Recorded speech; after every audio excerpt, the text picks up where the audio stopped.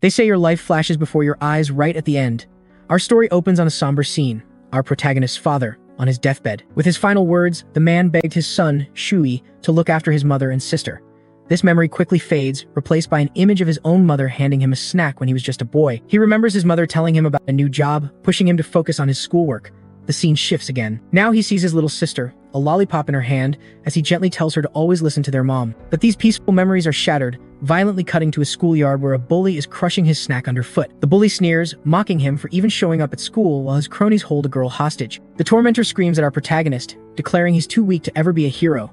But then, the very girl he tried to save surprisingly tells him he shouldn't have fought back against the bullies. She urges him to just look out for himself. In that single moment of distraction, a speeding truck bears down on him, its horn blaring a deafening alarm. He's frozen in place, unable to process the sheer terror as the massive vehicle hurtles toward him. In the next instant, his umbrella is ripped from his grasp, and a chilling thought echoes in his mind. Is this really how I die? He's lying on the cold pavement, a pool of red spreading out from under him. The young man knows it's over. As his life fades, his thoughts drift to his mother and his sister, Isusa, just as a mysterious light begins to envelop him. A deep sorrow washes over him for failing to protect them. Then, strangely, the blue light seems to connect him to a couple walking by on the street. Tears fill his eyes as he's consumed by the bitter regret of a powerless life. He makes a fervent vow. In his next life, he will gain the strength to protect the ones he loves. His consciousness then begins a new journey, reborn into a different world, the magical continent of Archanis. A crowd has already gathered there, eagerly awaiting an event, as a man announces the start of the annual divine blessing ceremony. He goes on to explain the sacred tradition. Children under the age of 6 must offer their most cherished possession to the gods. In exchange, a divine messenger will descend, sense each child's hidden magical element, and grant them a unique opportunity. One small boy innocently asks if he can offer his candy, but his mother firmly tells him it has to be something of real value. To prove her point, a box is opened to reveal 2 incredibly expensive and radiant blue jewels. A noblewoman, Lady Blank, boasts that the more valuable the offering, the better the chance of receiving a powerful blessing. Nearby, 2 men are whispering about the Ryan family, who have supposedly spent their entire fortune for this very blessing. Just then, a distinguished noble family approaches the altar, walking with proud, confident steps. It is indeed the Ryan family. Onlookers begin to murmur, saying it would be a tragedy if they received no blessing after sacrificing so much. Hall Ryan, the patriarch of the family, thinks to himself that he's gambled his entire bloodline's future on this single day. He firmly believes his children, Laika and Louis Ryan, are exceptionally bright and destined for a high-level blessing. The priest in charge then calls the next child on the list to come before the eager crowd. Little Julia Ryan's name is called, and she timidly approaches the altar to make her offering. With gentle hands, the little girl presents a small golden crown, her most precious possession, to the gods. Instantly, a vast blue magic circle flares to life on the floor, glowing with breathtaking intensity. Beams of raw energy erupt from the circle, shocking everyone present with the sheer amount of power being unleashed. Someone in the crowd whispers, wondering if this could be the legendary blessing of Kahai, the mighty god of thunder. To everyone's shock, it's a level 7 blessing, a phenomenon that hasn't been seen in over 12 years. Her family erupts in celebration, convinced this incredible talent proves they have the gods' favor. The magical energy slowly begins to fade, leaving the little girl standing bewildered in the center of the circle. As the light finally disappears, Julia stands there completely stunned, still trying to process what just happened. People in the crowd comment that offering the crown of thunder couldn't have cost the family their entire fortune. A man then points out that there's still one child left, and he's the one who will offer the true legendary treasure. The father then turns to his son, Lucas. It was his turn, and the boy acknowledged with a confident nod as a servant brought forth the box, urging Lucas to accept the potent offering inside. The moment the box was opened, the crowd flinched back, hit by the wave of sinister, demonic energy pouring from the sword within. The instant his hand touched the hilt, the formidable spirit of Volcano, the progenitor of magic and god of fire, materialized right behind him. His little sister cheered him on, telling him to give it his all to earn a powerful blessing. The priest watched in silent awe as the boy approached the altar, astounded by his courage in offering such a priceless artifact. It became clear then that the head of the Ryan family was betting everything on this one boy.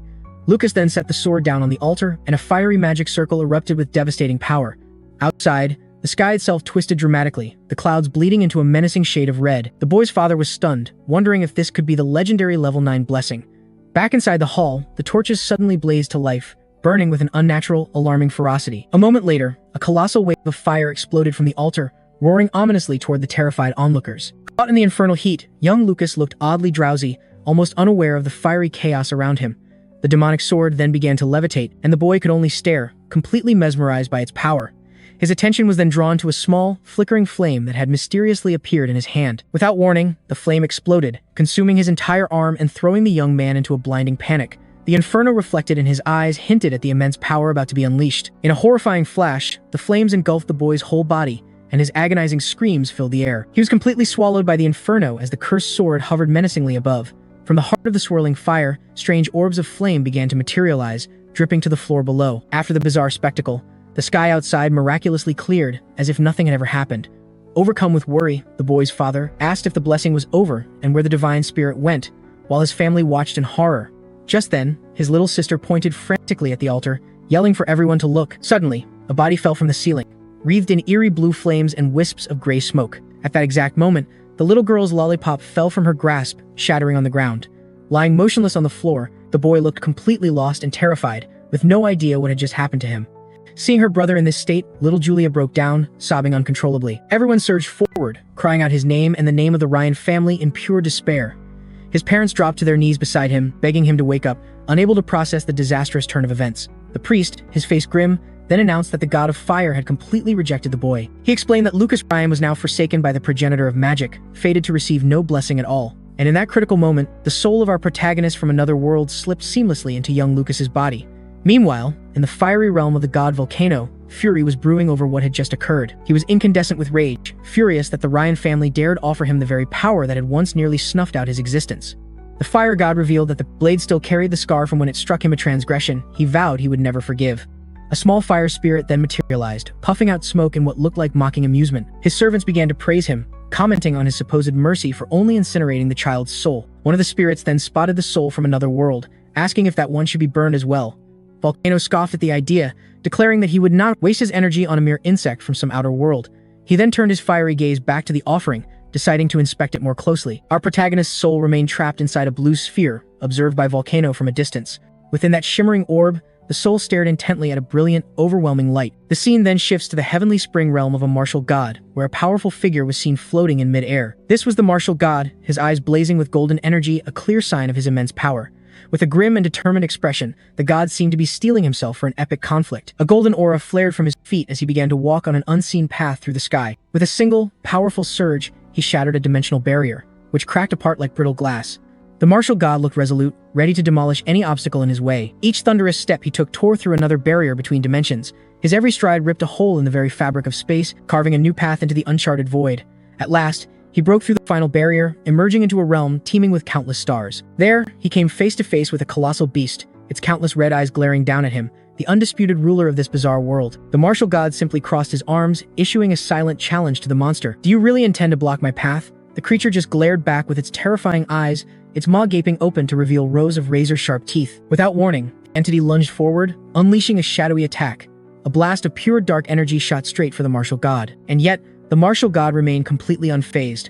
The monster then opened its gargantuan mouth, trying to swallow him whole. But the warrior was far too mighty. He held the creature's massive jaws apart with his bare hands, stopping its fatal bite. With a furious glare, the god prepared a devastating counterattack to eliminate this threat for good. He channeled all of his power into a single, explosive punch, striking the beast with his full, unbridled might. The impact was so immense that a brilliant explosion of golden light completely obliterated the monster. After vanquishing the beast, the martial god allowed himself a satisfied smile at the battle's outcome. Just then, a massive wormhole ripped open in the fabric of space, manifesting as a swirling portal of brilliant blue light. The god stood before it, observing the immense power radiating from its depths. A confident smirk played across his lips as he prepared to step through the glowing portal. He then remarked casually that this so-called grand source of power wasn't anything special after all. Suddenly, a tiny golden light appeared in the void, speeding directly toward him. It was a surprisingly muscular fairy, flying right at him, weeping and calling out for her master. The martial god gently caught her in his palm, asking why his attendant spirit was interrupting. He then sensed a strange disturbance and realized his old partner, Rekti, had just been destroyed. The warrior wondered what on earth could be unfolding on the continent of Archanis to cause such a thing. He remembered a time, 1,000 years ago, when martial arts reigned supreme over magic, a stark contrast to the current worship of Volcano. The fairy shot back that if he hadn't been so obsessed with his martial arts, that pathetic god never would have risen to power. The man replied that regardless, spreading the way of martial arts was a heavy burden to bear. As he spoke, a small flame appeared in his hand, and he admitted he had no interest in developing it further, yet he still acknowledged his duty. He felt compelled to pass on his knowledge, to make sure martial arts wouldn't just vanish from existence. For this reason, he declared, "Even a minor being like myself must remain forever devoted to training." He then turned and began to walk toward an intensely bright, white light. His consciousness condensed into a single point of light, beginning its journey through the vast, empty void of deep space. Suddenly, our unconscious protagonist heard a voice, wondering if he'd somehow survived his own demise. He slowly opened his eyes, only to find himself in a completely new and disorienting place, unable to understand what was happening. In his mind's eye, our protagonist saw that he was surrounded by the martial gods' countless muscular faces. Wearing a headband, the young man was completely bewildered, unable to make sense of it all. The entity introduced himself as Mars, the martial god, and declared his intention to grant a divine blessing.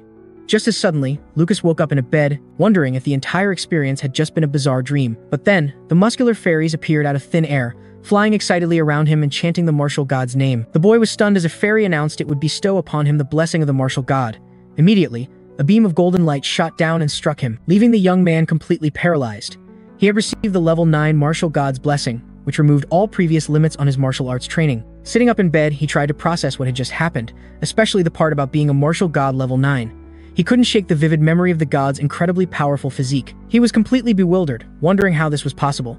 He was supposed to be dead, after all. The last thing he remembered was that horrific truck accident. It made no sense that he was still alive after an ordeal like that. But then, as his eyes widened in understanding, he slowly began to piece together his unbelievable new reality. In an instant, a torrent of memories from the original Lucas Ryan flooded his mind. He let out a nervous laugh, wondering if the gods were just playing some cruel joke on him. He realized the truth.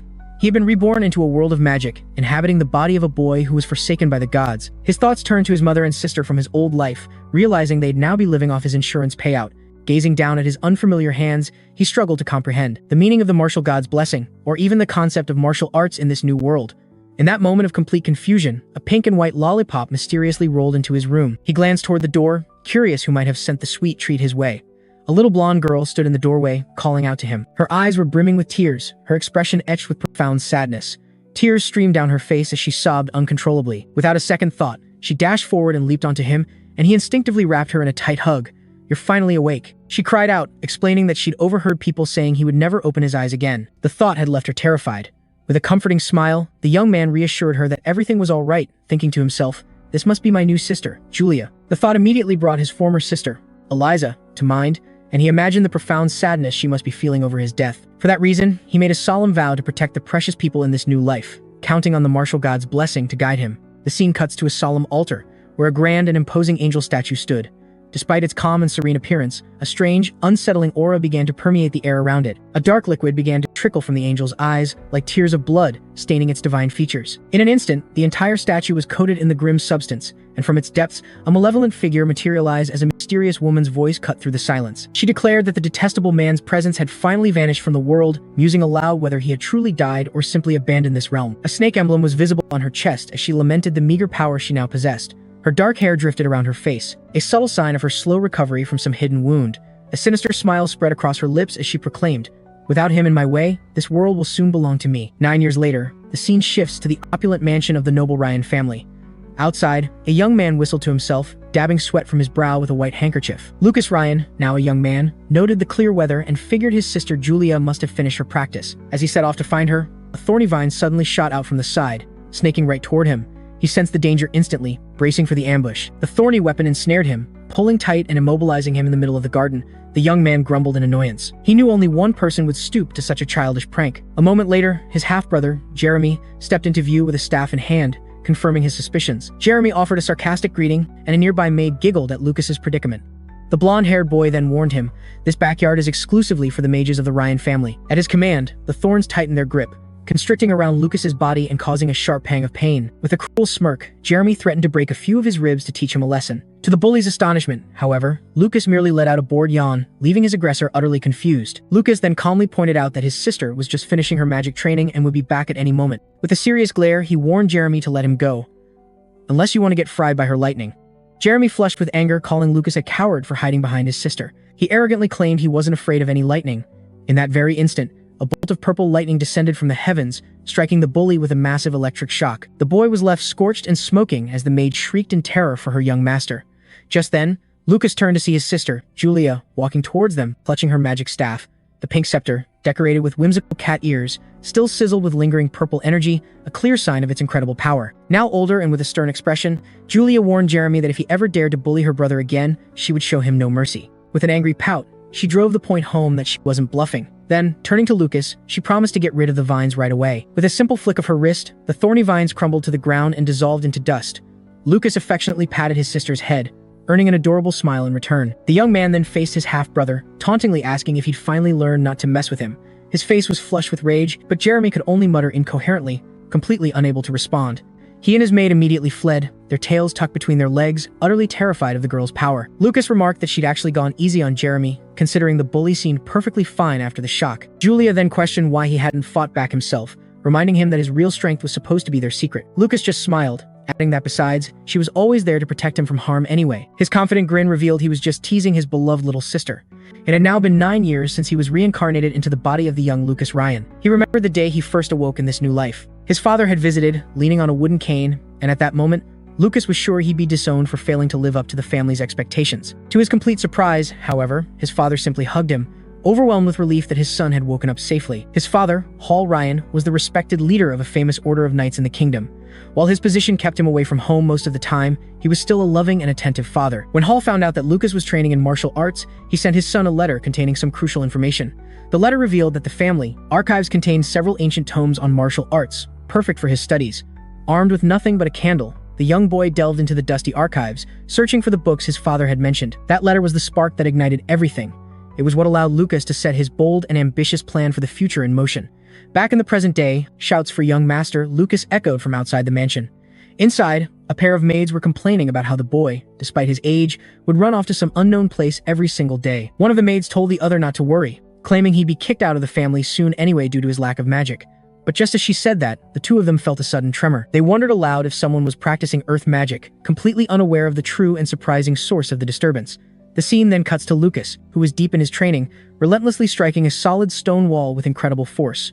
We see the young man inside a secret cave, a place he had dug out himself specifically for his training. He reveals that this secret hideout is located directly beneath his own room, built painstakingly with his bare hands. He explains that it took him 6 long months to dig out the entire space, which he divided into 4 separate areas: a study and storage space, a training ground, and even a makeshift bathroom, complete with a cheap tub. Ever since finishing the training area, he had been practicing in secret every single day, relentlessly chasing after more strength. After another grueling session, Lucas prepared to soak in his special medicinal bath. As he got in, the purple water splashed, and spectral shapes seemed to rise from its depths, hinting at the bath's powerful properties.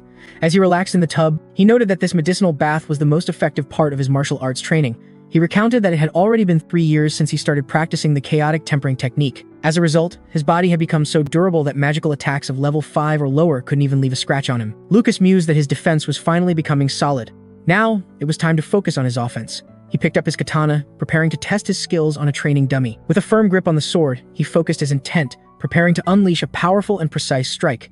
In the blink of an eye, he lunged forward, striking the dummy with astonishing and deadly speed. His eyes burned with the unwavering determination and power he had cultivated over years of grueling training. But his skill wasn't limited to the sword. He was also a master of other weapons, like the spear.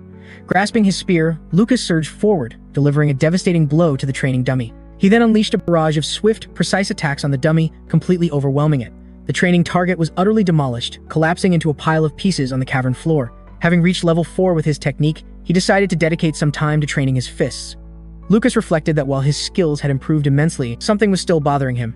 He knew that martial artists eventually hit a plateau, and the only way to break through it was by achieving enlightenment. But this elusive state of enlightenment caused most practitioners to give up along the way. Lucas positioned himself in front of a stone pillar, vowing that his own path would be entirely different. The young man took a deep breath, concentrating all his energy to unleash one powerful strike on the pillar. With a determined gaze, he prepared to demonstrate the results of his grueling training. He smashed his fist with all his might into the massive stone pillar before him. The impact was immense. The pillar shattered into 1,000 fragments, kicking up a large cloud of dust. Amidst the settling debris, Lucas observed the outcome of his power with a confident expression. His fist technique had now reached level 5, a clear demonstration of his ever-growing strength and skill. He then realized his levels only ever increased. For him, there was no upper limit. This was all thanks to a divine blessing he had received, allowing his abilities to evolve without end. Suddenly, a clock on the wall began to chime, signaling that it was nearly midnight. He remembered that his father, Hall, was returning home that night, and they were all scheduled for a family dinner. The scene then shifts to a window in the mansion, revealing that night had already fallen. Now, fully dressed, Lucas walked down the corridor toward the mansion's dining hall. Upon opening the door, he found his family already assembled for the special dinner. His father, Hall, noted it had been 6 months since their last meeting and invited him to take a seat. With a smile, Lucas agreed, making his way to his place at the grand dining table. The patriarch then announced that Allen Academy was establishing a martial arts department, and that Lucas had already been enrolled. Hall encouraged him, acknowledging that it would be difficult, but expressing deep faith in his son's potential to pass the entrance exam. Lucas offered his thanks while his sister, Julia, ate calmly at his side. The young man mused that he needed to grow stronger to protect what was important, but without attracting any unwanted attention. Gazing at his hand, he contemplated how to balance his burgeoning power without causing problems. Just then, his sister raised her hand, declaring she also wanted to attend Alan's Magic Academy with him. Her father stated she was too young, but Julia countered that the elite class had no age restriction. The young woman then revealed she had already received an offer letter from the academy for the elite class and promptly presented it. Intrigued, Hall took the letter, confirming his daughter's incredible claim. He praised Julia, remarking that her reputation as a prodigy had indeed reached the renowned Allen Academy. Julia beamed with joy while Jeremy looked on with intense, seething jealousy. The blonde boy wondered why Lucas was receiving such special treatment and how this would affect his own standing. At that moment, a hand in a purple glove rested on Jeremy's shoulder, attempting to soothe his anger and envy. The woman told him to remain calm. Jeremy was slightly startled by the unexpected touch. With a serene look, she advised him not to concern himself with Lucas's situation. This was Jessica Ryan, Jeremy's mother, who added there was no guarantee Lucas would even pass the exam. A malicious smile played on her lips, suggesting she was already plotting something against our protagonist. A week later, as the morning of their journey dawned, the family assembled at the gate for their farewells. Lucas and Julia's mother embraced them, urging them to be careful and promising a visit soon with her special pudding. She then placed a gleaming gold coin into each of their hands, calling it a precious keepsake and a good luck charm that they must not forget. This coin, she explained, was an ancient relic from the Buon dynasty, a power that had united the world 10 millennia ago. Their father added that the coin bore the image of the first emperor, Mars, on one side and his fabled weapon on the other. Lucas, our protagonist, instantly recognized the emperor's face. He recognized the muscular spirit who had blessed him before. His parents had urged him to always keep the coin with him, insisting it was a powerful charm for good luck. A wave of gratitude washed over the young man. He felt incredibly fortunate to have experienced the love of a true family in both of his lives. After saying their final goodbyes, the two siblings embarked on their long journey to the academy. As hours passed and dusk began to paint the sky, their coachman announced it was time to set up camp for the night. Darkness soon enveloped the landscape, but a brilliant full moon cast a silvery glow over the clearing they had chosen for refuge. Foron, the coachman, assured them that an early start the next day would get them to Daku, the city where the academy was located. The following morning, Julia was practically buzzing with excitement and asked what interesting things there were to do in Daku. Foron revealed that the city was famous for its annual magical dodgeball tournament, a spectacular event held every spring. He also mentioned the region was a paradise for food lovers, boasting an array of delicious local dishes. At the mere thought of it, Julia's mouth began to water, which earned her some playful teasing from her brother.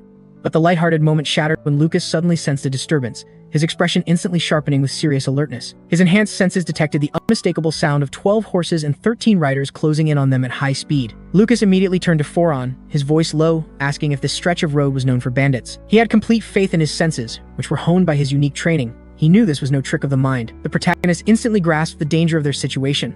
They were outnumbered and exposed in the middle of the dense forest. Wasting no time, he warned the others that a mysterious group was approaching fast and that they needed to prepare for a fight. Foron and the other men just exchanged confused looks, hearing nothing but the gentle sounds of the forest. Despite their doubt, one of the guards, ever the professional, cautiously drew his sword, his grip tight and ready for anything. Foron, deciding that caution was the better part of valor, then roared for his men to arm themselves for a fight they couldn't yet see.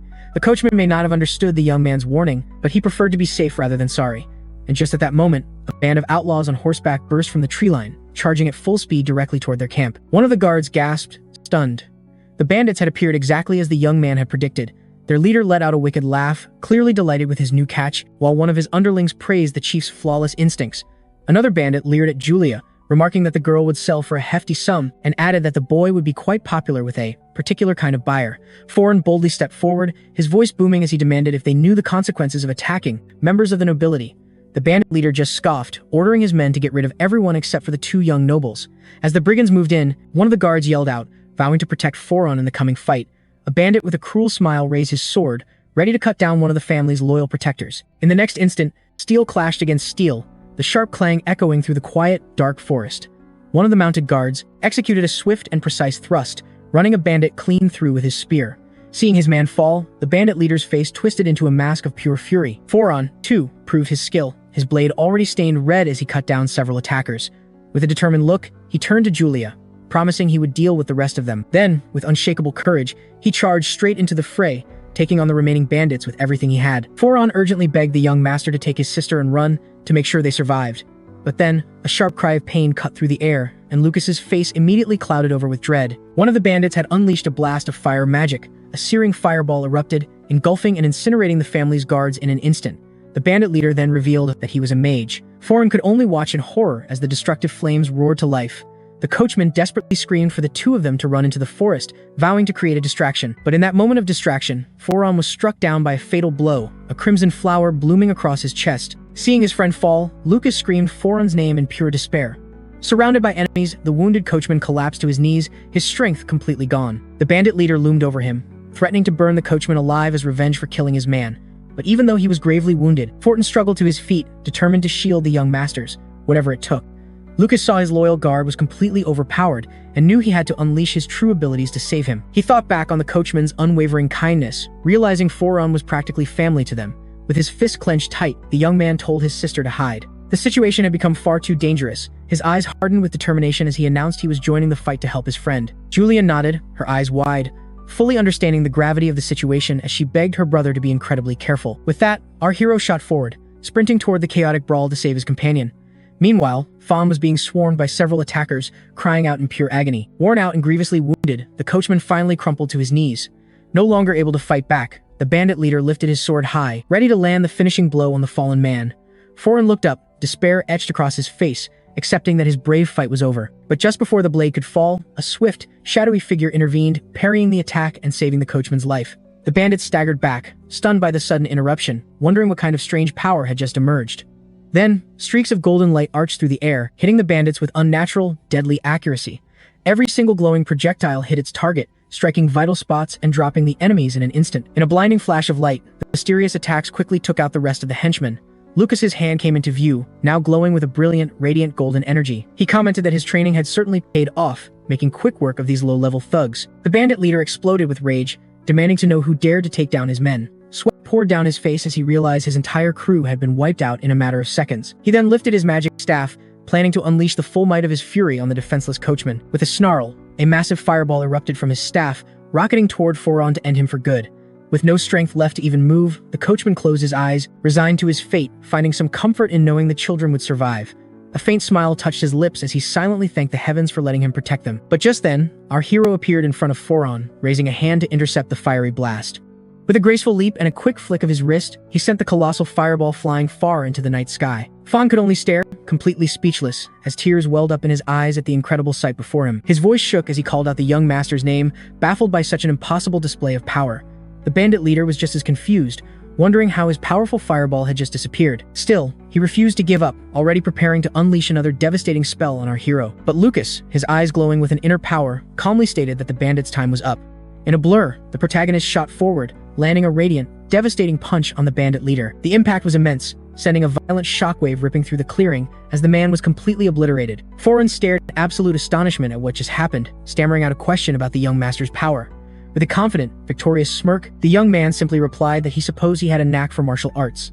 The coachman cried openly, completely overwhelmed by the incredible power the young master now possessed. Suddenly, Lucas felt a disturbing presence, and both he and Fawn were instantly on guard against a new, unexpected threat. In the middle of the swirling smoke and dust, a dark, evil presence began to take shape. From what was left of the bandit leader, a skeletal creature with sharp claws and a pulsing purple aura started to form. Its grotesque skull and piercing, glowing eyes made it clear this was a being of pure, ancient evil. The monster let out a terrifying roar, baring its sharp fangs as it prepared to attack. It shrieked that it would destroy them both, its eyes burning with pure hatred and rage. The creature repeated its deadly threat, coiling its body to launch a fatal attack. Our protagonist remained on high alert, knowing that this thing had to be dealt with quickly. He knew Julia couldn't see this, and resolved to take the monster down on his own. With a sudden burst of speed, the creature lashed out with its sharp claws, trying to rip the young man to shreds. But he was faster, deftly dodging the blow by leaping right over the monstrous creature. He dove down, his fist glowing with power, aiming a light-infused strike right at the monster's head. Our hero watched the punch land squarely, praying it was enough to take the beast down for good. With his hands still crackling with energy, he steeled himself for a retaliatory strike. All at once, a terrifying wave of dark red energy rushed towards him with a bone-chilling force. Then, shadowy chains erupted from the earth, wrapping around the bodies of the defeated bandits. The monster began to assimilate the fallen men, its form twisting into something even more monstrous and powerful. A glowing purple serpent symbol materialized on its forehead, signaling the source of this dark new power. Our hero immediately questioned if that very symbol was the key to commanding these reanimated figures. The beast ran a purple tongue across its lips, readying to unleash its full fury on the young man. With its many limbs, the creature skittered unnaturally towards him. The hero realized his normal attacks wouldn't cut it. He'd have to try something different. Focusing all his energy into his hands, he fired off a blindingly fast barrage of light-infused strikes at the beast. The assault hit the symbol on its forehead dead-on, triggering a brilliant flash of light. Ready to end this once and for all, the protagonist prepared to unleash one of his ultimate techniques. Channeling his power into an explosive aura palm, he slammed it into the symbol with every ounce of power he had. The devastating blow released a massive beam of golden light that tore straight through the creature. The purple symbol took the full force of the blast, cracking under the immense pressure. An instant later, the mark shattered into 1,000 fragments, and the monster's body started to crumble away. As the creature was finally defeated, the young man watched its form dissolve into dust and scatter on the wind. Utterly spent from the brutal fight, our hero collapsed to the ground, trying to catch his breath. He let out a deep sigh of relief, grateful that the beast was gone and everyone was safe. His sister, Julia, immediately ran to his side, anxiously checking to see if he was hurt after such a grueling battle. She threw her arms around him, amazed that he had taken down all those bandits single-handedly. Fortin, having witnessed the entire spectacle from a distance, was left utterly speechless, struggling to comprehend the power he had just seen. Just then, our hero sensed another presence nearby and whipped his head towards the forest, instantly on high alert.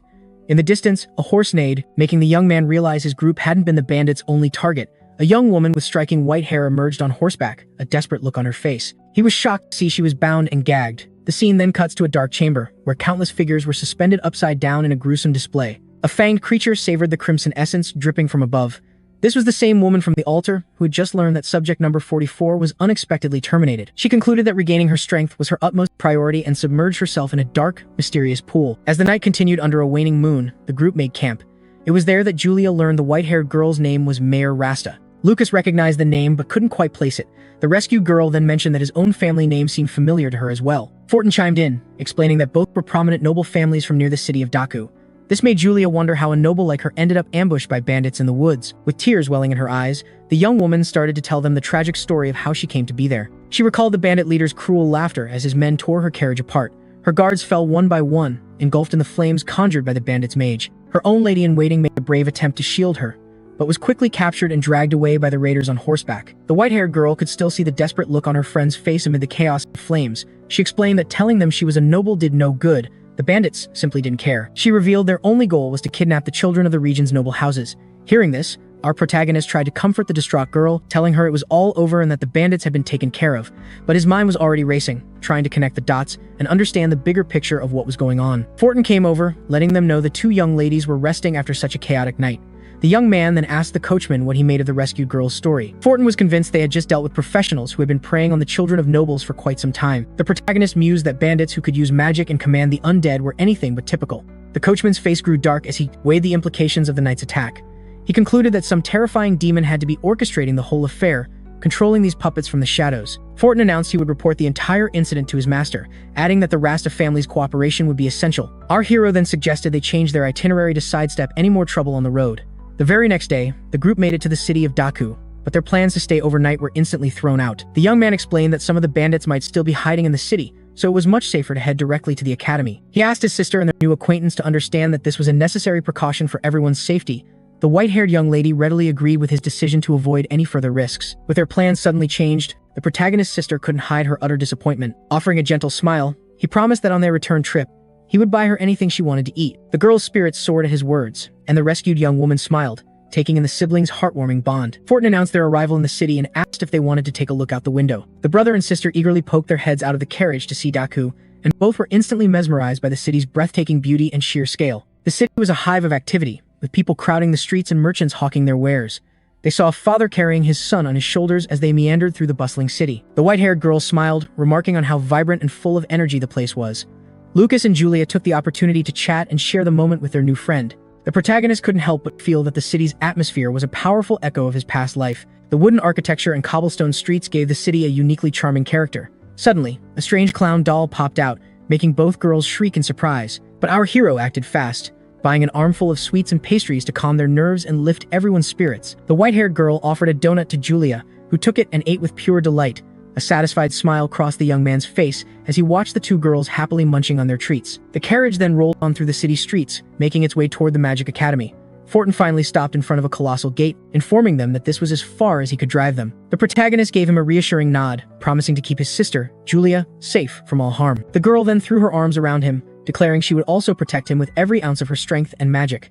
With a fond smile, the young man patted his sister's head and said he was counting on her. Fortin was touched by the display, seeing clearly the depth of the siblings' love and devotion to one another. The rescued young woman, however, found it a bit strange that he would let his younger sister speak of protecting him that way. The coachman then bid them all farewell, watching as the three youths headed toward the academy. The white-haired girl thought about how incredibly kind they had been to her and pointed toward the academy just up ahead. The protagonist smiled, reflecting on how fortunate he was to have met these two on his journey. The white-haired girl was also filled with happiness, blushing as she thought about everything they had done for her. All of a sudden, the young man recalled a key piece of information Fortin had shared with him the night before. The coachman had revealed that the young woman, Maya, had once been our protagonist's fiancée when they were children. However, after the divine ritual, the engagement was broken off because he was found to have no magical talent. Within the sprawling Carmen Empire, nestled in the city of Daku, stood the Allen Magic Academy, one of the three most prestigious learning institutions in the nation. 1 year after enrolling, first-year students had to face a pivotal examination, a rite of passage that would determine their placement into the various academic departments. But for the truly exceptional students, a faster path was available, one that allowed them to graduate long before their peers. In fact, by passing a single, incredibly difficult certification exam, a student could earn an early graduation, completely bypassing the typical 6-year curriculum. The two siblings stood by, observing the bustling crowd of aspiring students getting ready for the tough admission exam. A wave of melancholy washed over Julia. She couldn't help but wish her newfound friend was there to take the test with them. Her brother gently pointed out that their companion had already finished her own trial and was likely back with her family by now. He encouraged his sister to focus on the task at hand, promising they'd see their friend every day once they all passed. Julia's stunning appearance captivated everyone around them, and murmurs rippled through the crowd as people wondered if someone so young was actually there for the entrance exam. Onlookers noted she looked no older than 12, and they all agreed her brother was quite handsome. One guy watching them couldn't help but express his jealousy, muttering how he wished he had such a cute little sister.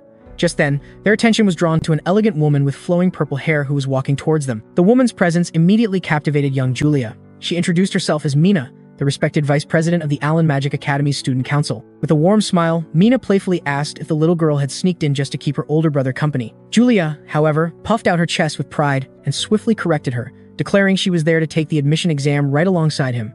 A spark of recognition flashed in Mina's eyes. She wondered if this was the same girl who'd been given a special invitation to the elite class. A knowing smile spread across her face as she realized her hunch was correct.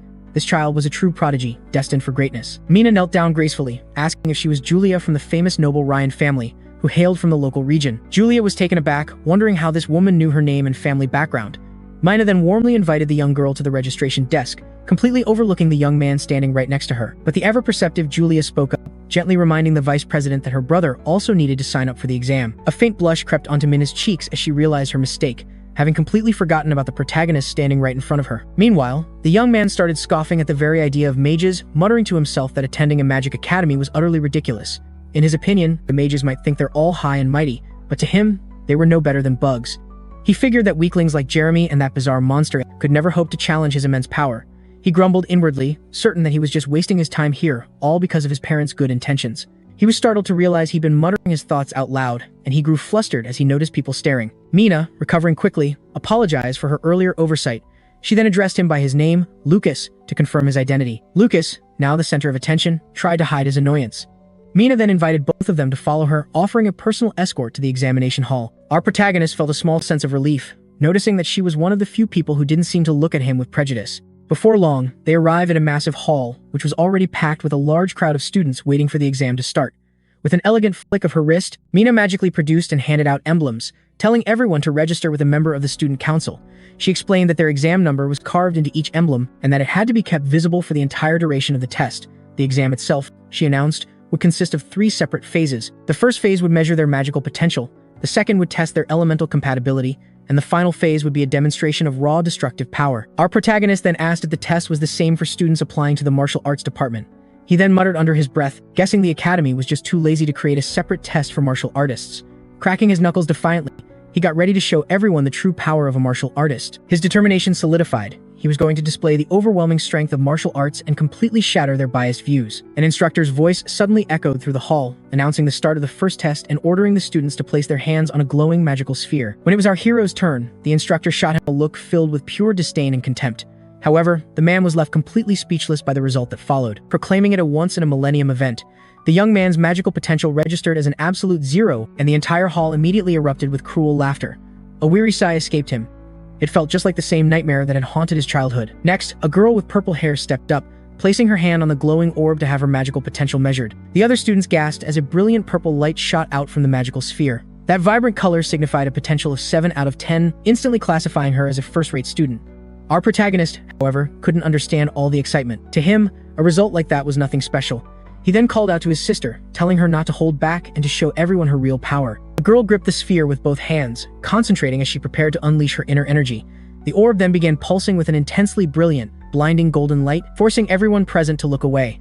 A massive beam of golden light shot straight up, piercing through the ceiling of the hall, leaving everyone utterly awestruck by the sheer display of power.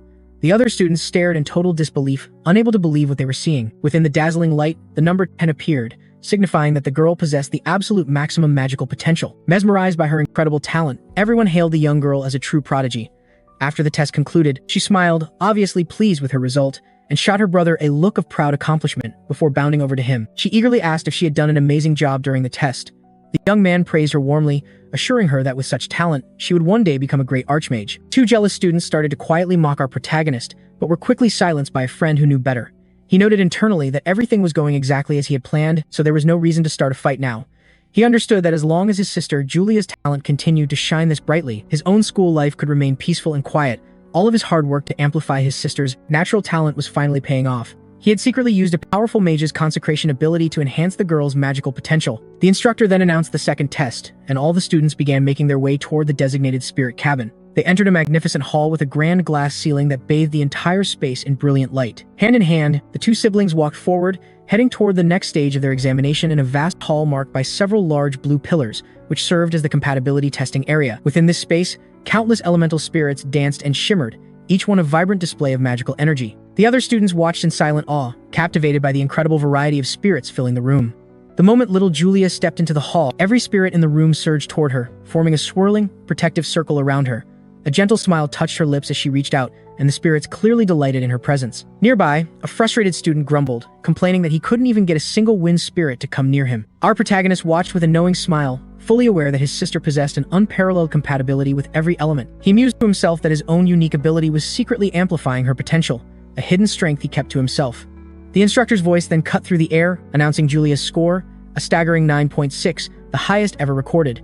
This remarkable achievement instantly drew a mix of admiring and envious glares from her peers. Students flocked to her, showering her with praise and asking to be friends, but all of a sudden attention was overwhelming. With a sudden panic, she fled to her brother, seeking refuge in his comforting embrace. He gently soothed her, asking what had startled her so suddenly. Trembling, she explained that everyone's stares were scaring her as she clung tighter to him. Her brother told her that for a true genius, this kind of attention would soon become her new normal. He told her not to worry about the others, encouraging her to get used to being in the spotlight. A small smile finally returned to her face, as she vowed to become stronger so she could one day protect her big brother. He realized then that building his sister's mental fortitude would be vital for her future. Elsewhere, two other students were gossiping. Their conversation was all about Julia's jaw-dropping exam results. One of them scoffed, pointing out how useless her brother seemed with his 0 compatibility score. They recalled the scene earlier when he walked into the hall and every single spirit recoiled, fleeing from his very presence. For some unknown reason, the spirits seemed to hold a deep-seated and intense revulsion for the young man. The other student then brought up a strange incident that happened after the second test. He described seeing a fire spirit's arm just tear itself off, a sight that had seriously unnerved him. His friend just brushed it off, suggesting the spirits were too small and he was probably just seeing things. Our protagonist, overhearing their hushed conversation, became thoughtful as he mulled over their words. He found it hard to believe that someone had actually witnessed what really happened during that second exam. He recalled how the fire spirits, thanks to their connection with the fire god, had been especially hostile toward him. Just as the test ended and he was about to leave, he had given the spirits a subtle warning. He remembered one fire spirit in particular, angrily spitting flames right in his path. He inwardly scoffed, thinking it was childish to hold a grudge for that long.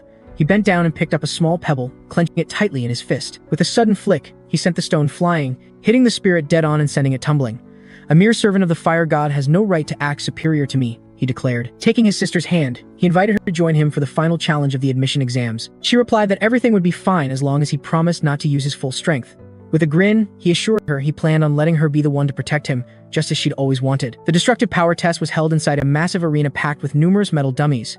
These dummies, forged from a gleaming special alloy, were built to withstand the students' most powerful attacks. The siblings then started walking toward the arena, ready for the final stage of the admission exam. Nearby, a group of jealous students grumbled, bitter that the genius girl had snagged the top spot.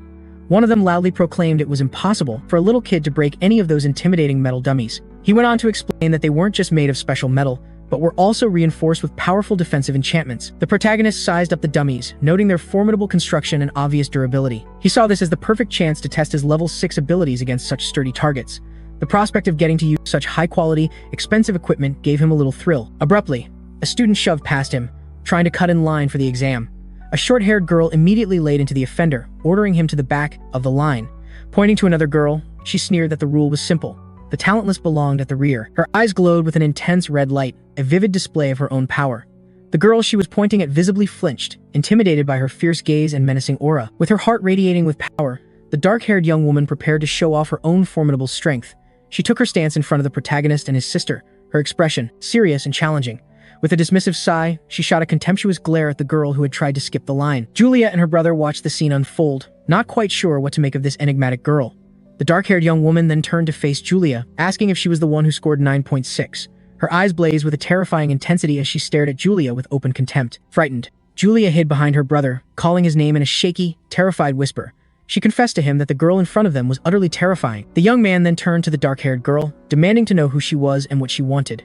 She introduced herself as Awa Miranda, granddaughter of the powerful Duke Miranda. He immediately recognized the unmistakable crest of the Miranda family, identifying them as one of the Empire's 3 most powerful noble houses. His own mother, Catherine, was a Miranda herself, hailing from a lineage famous for its legendary mages. He realized that Awa was his mother's younger brother's daughter, which made them first cousins. The girl just looked baffled, wondering what he was talking about since she'd never heard of him. He spelled out their family connection, asking her to stop glaring at him with such hostility. But Awa flew into a rage, furious she'd never been told about a cousin, and called him both rude and arrogant. She swore she would embarrass him in front of everyone, her eyes glowing with a sinister, growing power. The young woman then began to channel a potent mind control spell, aimed directly at our protagonist with the intent of forcing him to disrobe for all to see. However, the protagonist just shot back a mocking grin, as the spell had absolutely no effect on him. The dark-haired girl was left completely stunned, her magic having failed her entirely. The young man then began to taunt her, openly questioning if this was the best the esteemed Miranda family's training had to offer. Awa was at a loss, unable to figure out why her signature spell had failed to work on him. He pushed her buttons further, declaring her flimsy magic was useless against a true master of martial arts. Just then, the instructor called our hero's name for the next phase of the examination. Before leaving, he pointed to his sister, warning her not to show off too much during her own test. Awa immediately shifted her attention to Julia, vowing that she would be the one to claim the top rank in the power test. A magical screen flickered to life, displaying the student rankings with Julia holding a firm grip on first place. The protagonist noted his cousin was in second place, essentially declaring war on his sister. He figured that if he wanted a peaceful school life, he couldn't let his cousin steal Julia's #1 spot. With that thought firm in his mind, he offered his sister a piece of candy, hoping it would guarantee she performed well on the upcoming test. The girl popped the candy in her mouth, but her face instantly twisted in disgust from its bitter, awful taste. Her brother gave her a solid pat on the back, forcing her to swallow the candy he had actually given her. The young girl cried out that he had tricked her, complaining that it was obviously medicine, not a sweet.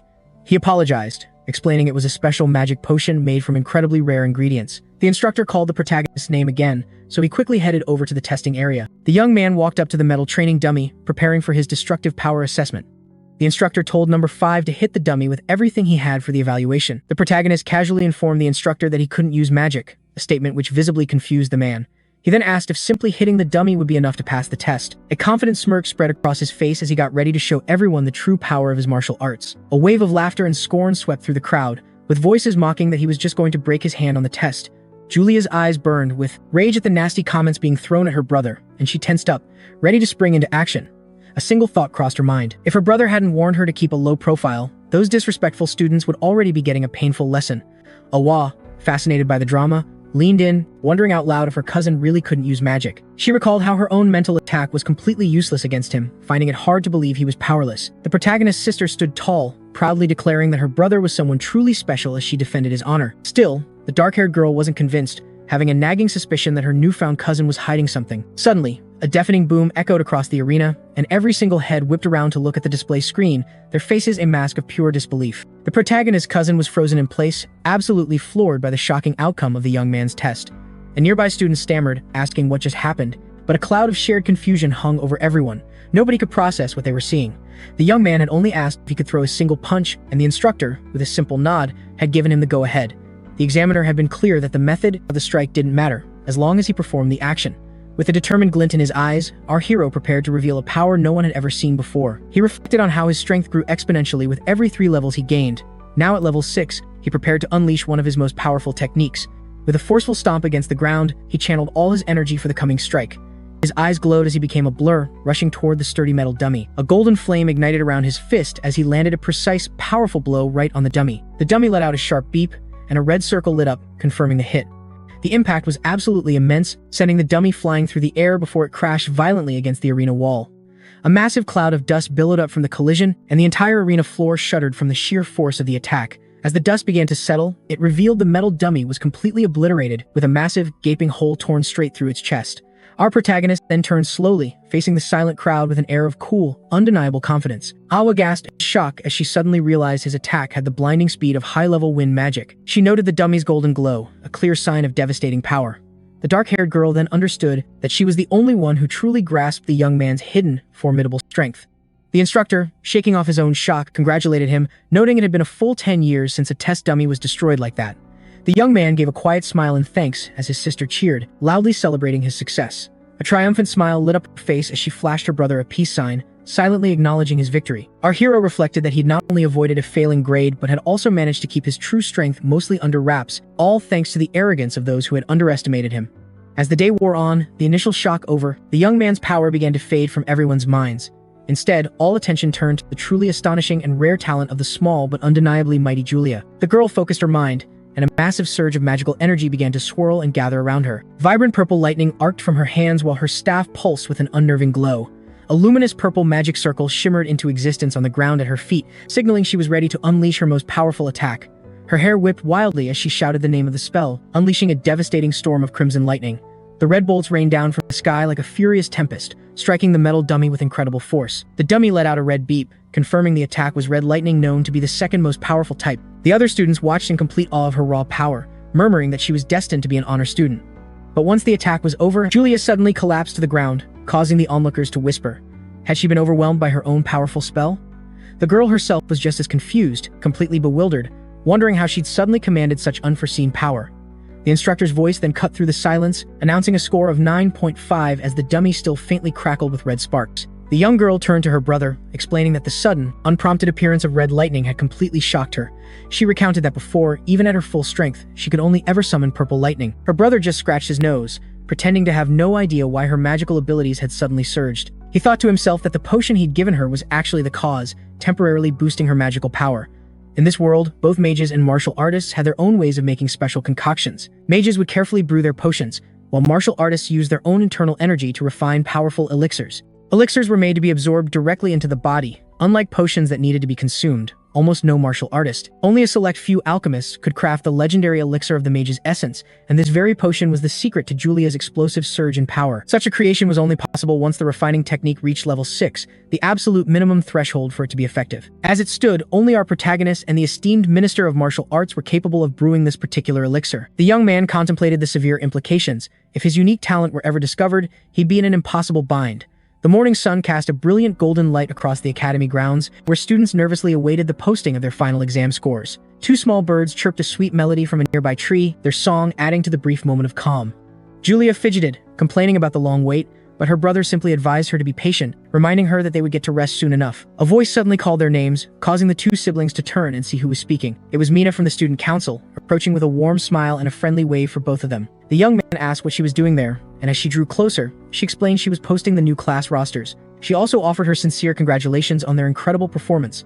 Julia's face absolutely beamed with joy when she learned she had earned the top spot in the academy's prestigious elite class.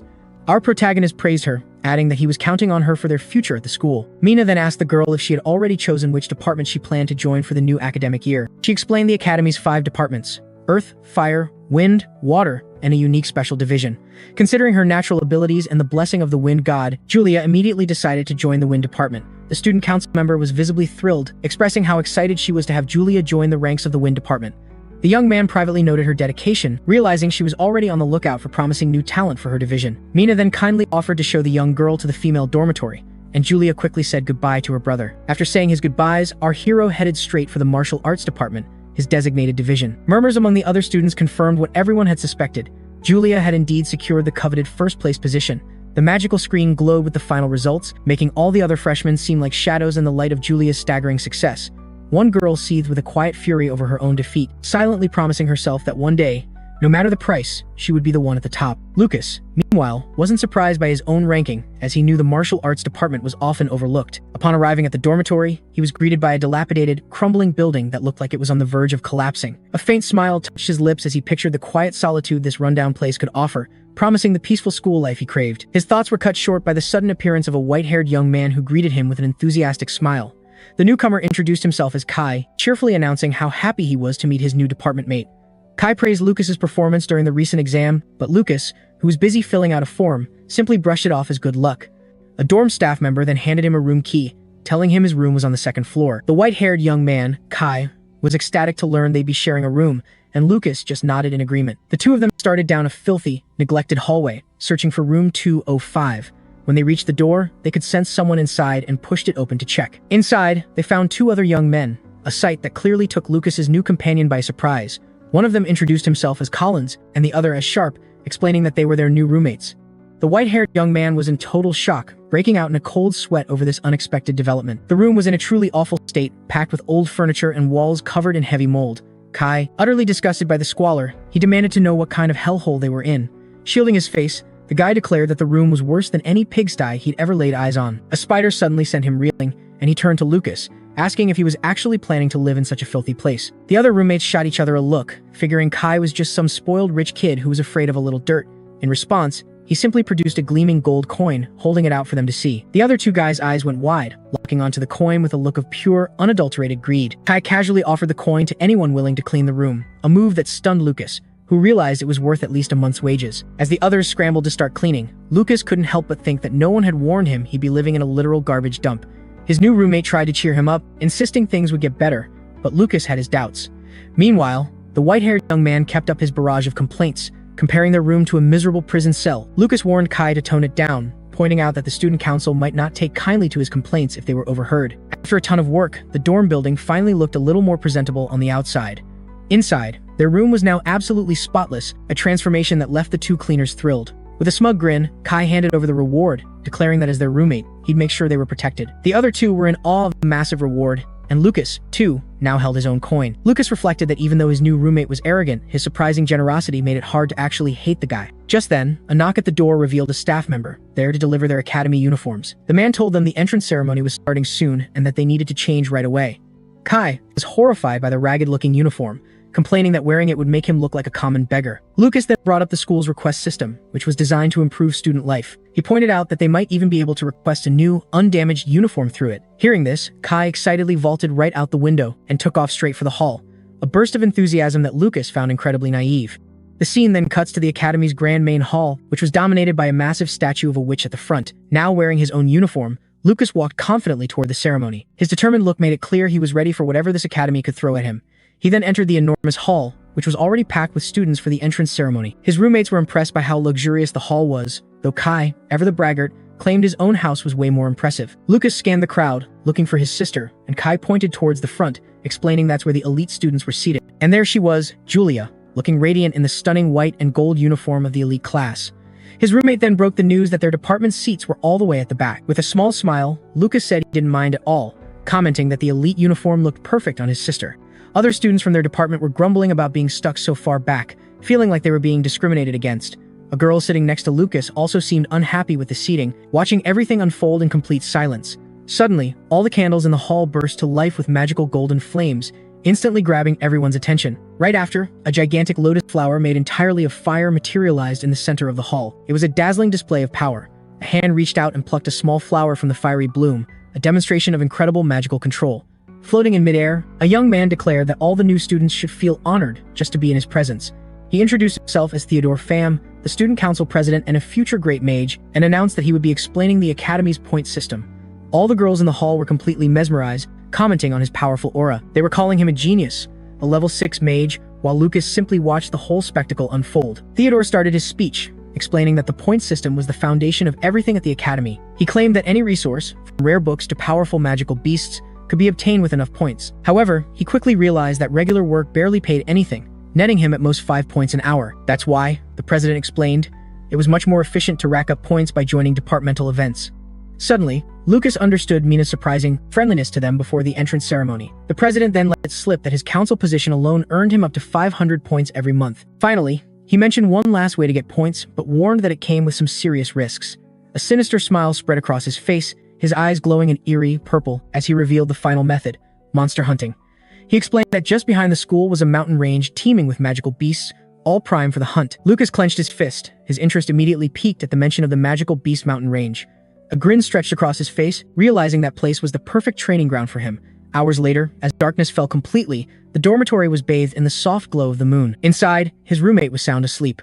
A tranquil incense stick burned steadily, its subtle smoke guaranteeing a deep and undisturbed rest for everyone. Quietly, the young man slipped out of the dormitory, making a beeline for the distant magical beast mountain range. He recalled that the martial arts building was located at the back of the campus, conveniently close to his destination.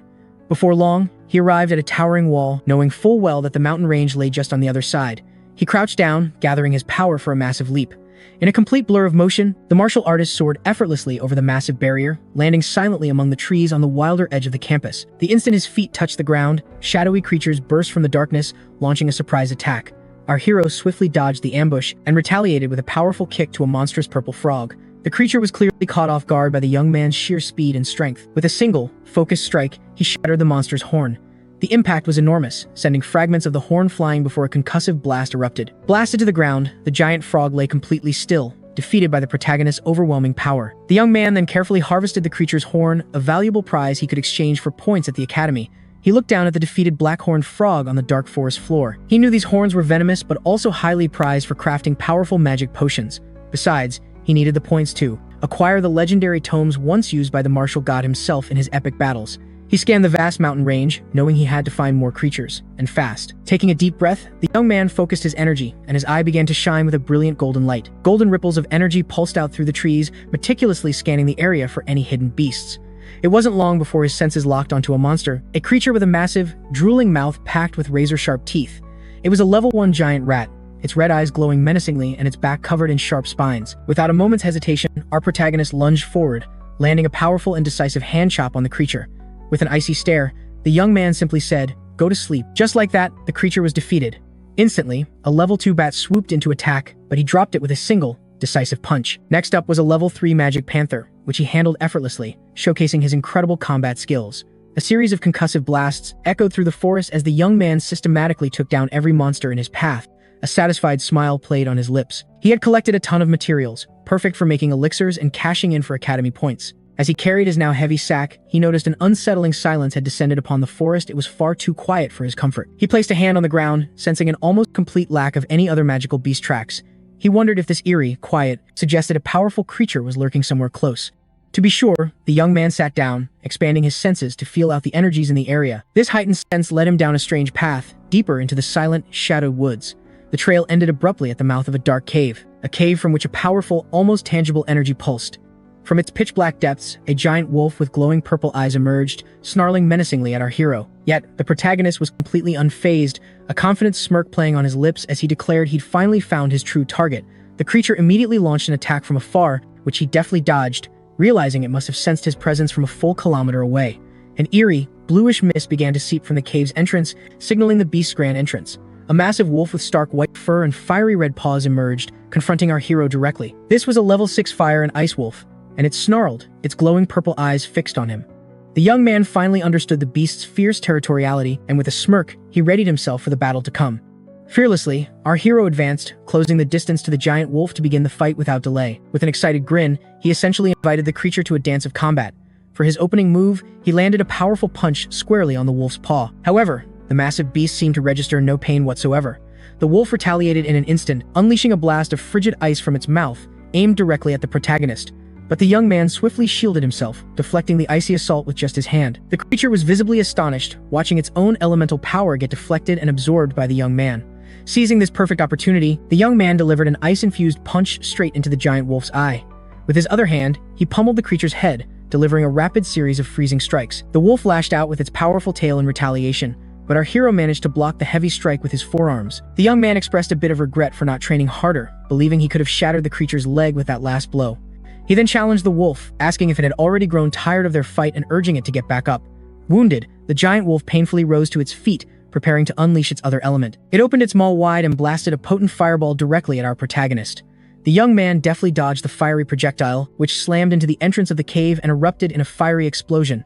The creature followed up, launching a continuous, scorching stream of fire at the young martial artist. The intense fiery assault bathed the entire forest in an orange glow, forcing our protagonist to make a series of swift, agile evasions. The wolf became completely engulfed in flames, its form a terrifying spectacle as it prepared a devastating final attack. With a deep, guttural howl, the creature unleashed the full, unbridled force of its firepower upon our protagonist. Yet, the young man managed to close the distance, grappling with the wolf and enduring the searing flames. The creature was clearly taken aback by the young man's incredible courage, seemingly unable to comprehend how he could withstand such intense heat. His fist now glowing with radiant golden energy, the martial artist prepared his decisive counterattack. He then delivered a mighty, concentrated punch to the wolf's chin. The blow was so powerful, the sheer force of the impact visibly shattered the creature's jaw. Following up, the protagonist unleashed a final blast of golden energy, bringing the battle to a decisive end. The wolf was struck squarely, sent hurtling backward to slam violently into the cave wall from the sheer force of the attack. Lying on the ground, the young man found himself impressed by the creature's incredible mastery over both fire and ice. The creature lay utterly defeated, whimpering in pain on the ground as all the strength drained from its massive form. In its eye, a distinct yin-yang symbol materialized, a clear reflection of its dual nature of fire and ice. With his own eyes glowing, the young man mused that this was indeed an incredibly rare and potent magical beast. With a decisive move, he seized the wolf by its neck, asserting his dominance over the struggling creature. The creature seemed to yield, though a subtle aura of fire and ice still whisked from its maw. Suddenly, it unleashed twin blasts of fire and ice, causing them to collide. The elements collided in a massive cloud of steam, leaving the young man to wonder what was happening inside the unfolding chaos. From within the swirling smoke, a blade of golden energy shot forth, aimed directly at the giant wolf. The beast narrowly evaded the strike, scrambling up the cave wall to escape its path. Injured, the giant wolf retreated deeper into the cave, desperate to escape the brutal fight, but the protagonist pursued it relentlessly, making it clear that there was no escape for the creature. He lunged forward, grabbing the wolf by its tail and yanking its desperate escape to a sudden halt. In a flash, the young man swung the massive beast around, slamming it hard against the cave wall. The wolf collapsed to the ground with a sickening thud, as our hero prepared for its next move. The young man couldn't help but think that fighting such a colossal magic beast was incredibly thrilling and would surely reward him with a ton of experience points. But just then, he saw the creature was already back on its feet, ready for another round. The wolf then curled into a tight ball, rocketing toward him with everything it had. Our hero deftly dodged the attack, causing the wolf to crash headfirst into the cave wall. The beast spun around and unleashed a massive blast of fire, trying to engulf the young man in flames. The protagonist leaped out of the way, a chilling realization hitting him. This wasn't ordinary fire, it was shadow fire. The creature then launched a two-pronged attack, blasting him with shadow fire from one side and ice from the other. The young man dodged the barrage and then came down from above with a powerful punch, intending to end the fight for good. He poured every last bit of his power into that single, decisive blow. A massive explosion of golden light erupted from the impact, and the entire cave floor began to tremble violently. But the creature bit down hard on his arm, and for a terrifying moment, the young man thought it was all over. Left with no other choice, he knew he had to use his last resort to survive. Suddenly, the wolf lunged forward, its massive red paws raised high, aiming to crush him with a single, devastating strike. The protagonist's face grew grim as he prepared to unleash one of his most powerful techniques. At the same time, the giant wolf charged, kicking off the final, thunderous clash. But instead of attacking, the wolf revealed two glowing magic cores, one of fire and one of ice. The young man, stunned by this unexpected turn of events, realized they must be beast cores. He remembered reading stories about beasts born with cores like these, which contained all of their immense magical power. Then, a sudden realization hit him. He knew that if his blood touched those cores, the creature would become his loyal servant. A confident smile spread across the martial artist's face as he accepted the beast's silent offer, claiming it as his own. He considered this an incredible stroke of luck, knowing that almost no mages were powerful enough to command a beast of this caliber. Still, a hint of suspicion remained.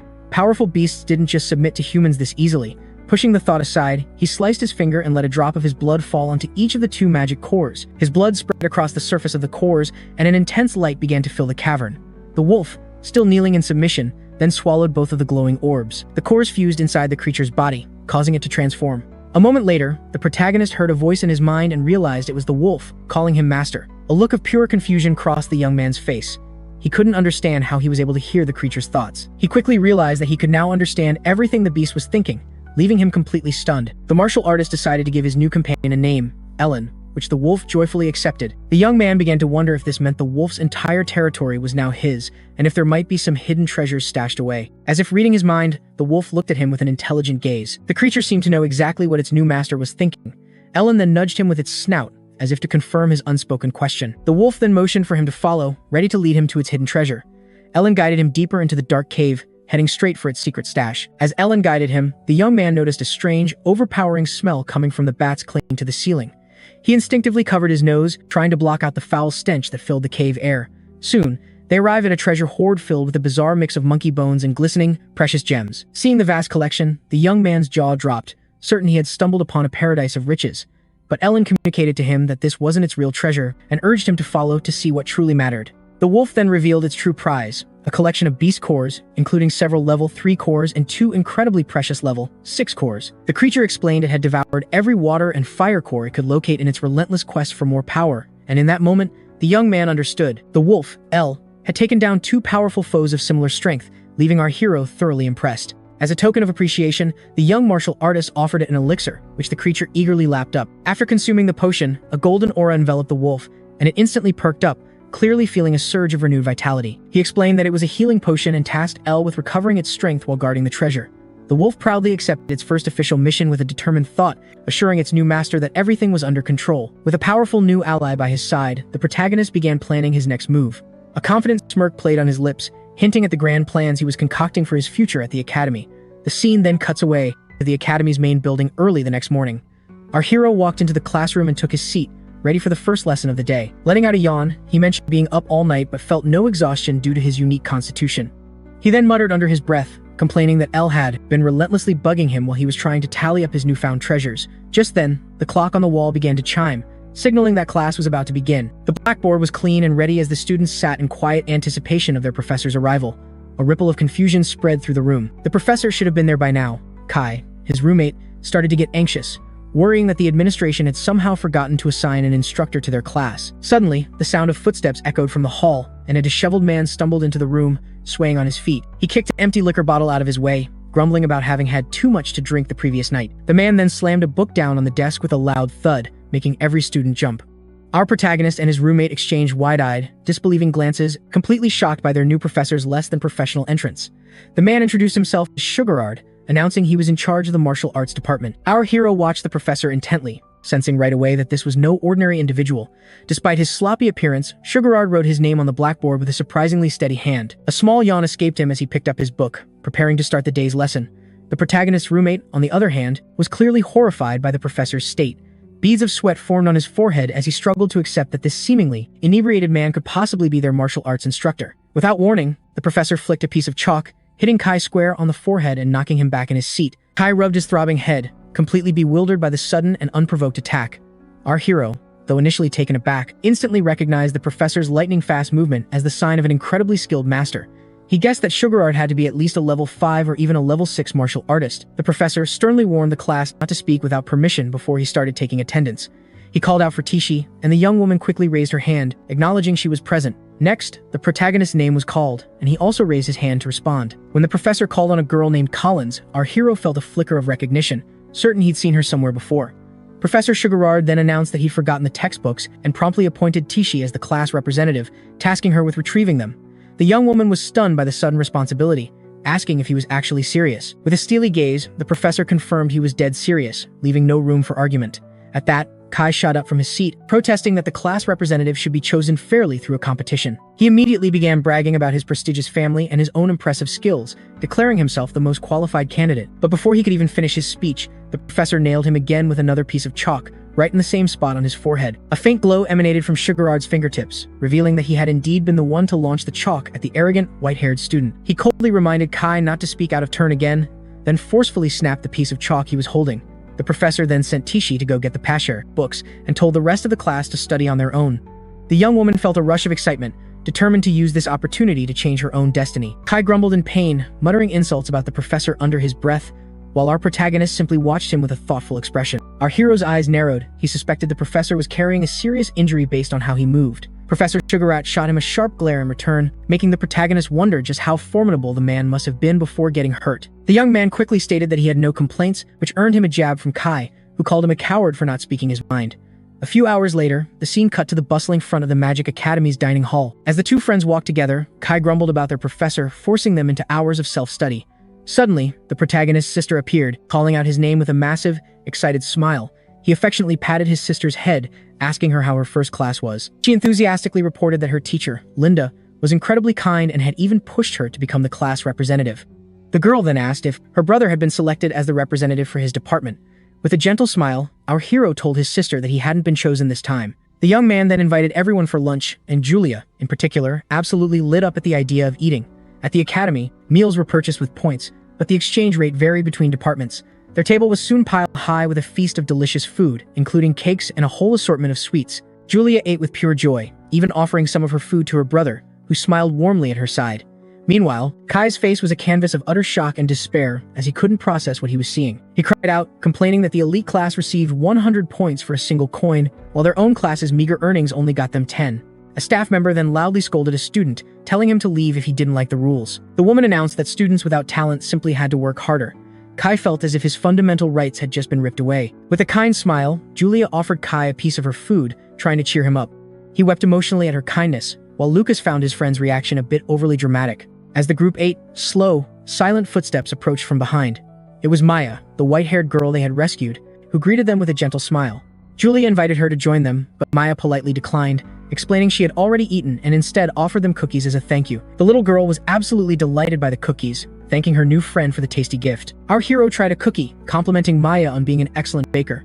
The white-haired girl grew shy, a faint blush rising to her cheeks at his praise. Kai then came over, asking for a cookie, which the young man shared. He introduced himself to Maya, and the protagonist began to panic internally, realizing he absolutely could not let Kai find out she was his ex-fiancée.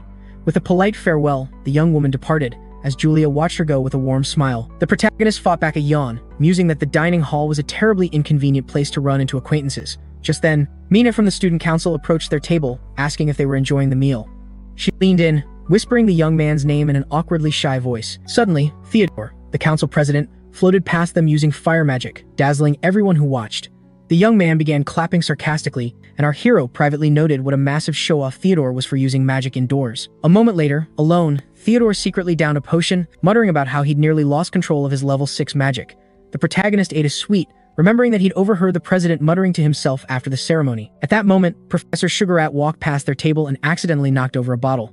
Noticing the movement, Lucas paid close attention to what the man was up to.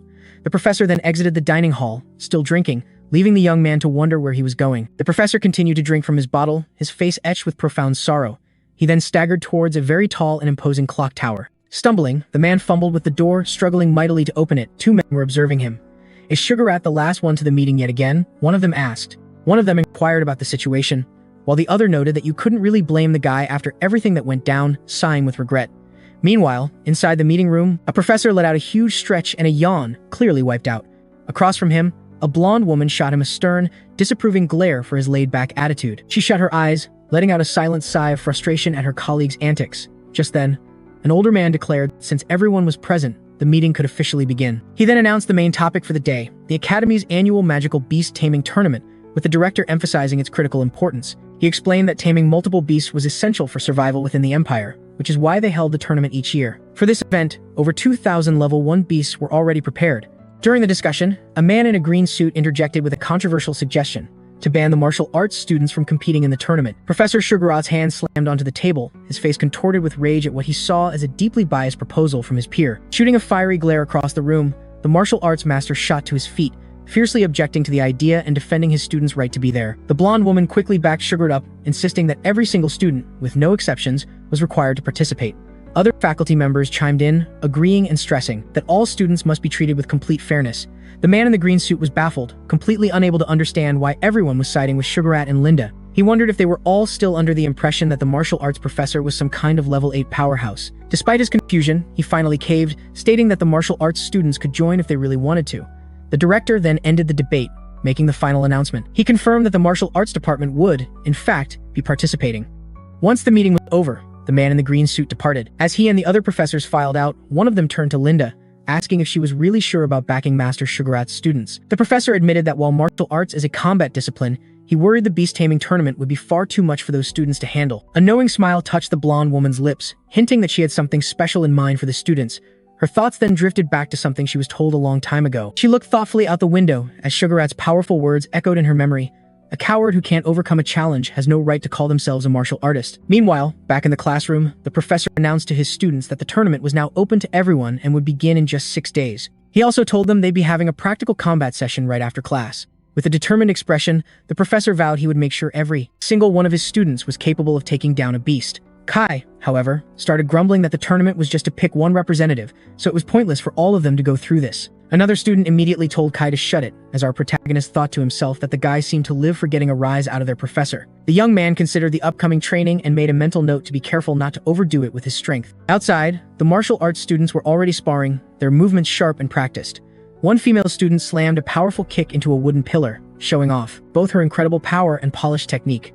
With a look of pure focus, Tishi was clearly demonstrating why she was one of the top students in their department. Our hero watched on, noticing that all of his classmates were actually pretty talented. None of them were slouches. He figured the professor had a good eye for talent, because Tishi was definitely the strongest one there besides him, of course. With that thought, the young man jumped into the training himself. He quickly took down his opponent with a single, precise strike. After several hours of grueling practice, Professor Sugarat finally called an end to the day's session. Kai immediately flopped onto the ground, completely spent but relieved that the brutal training was finally over. His roommates said they were heading to the dining hall and offered to bring back some food for him. The white-haired guy then explained he'd made a deal with Collins to rack up some extra points. One of his roommates got annoyed that he wasn't let in on the deal, which made Kai quickly apologize.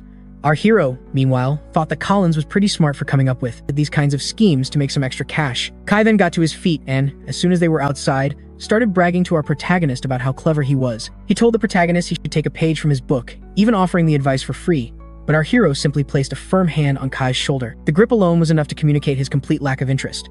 With a polite smile, he turned down the offer, leaving Kai feeling a bit awkward at the swift rejection. The white-haired young man then grumbled that our hero didn't need points anyway, since his sister provided him with everything he needed. As night fell, a slender crescent moon cast its glow over the magical Beast Mountain range.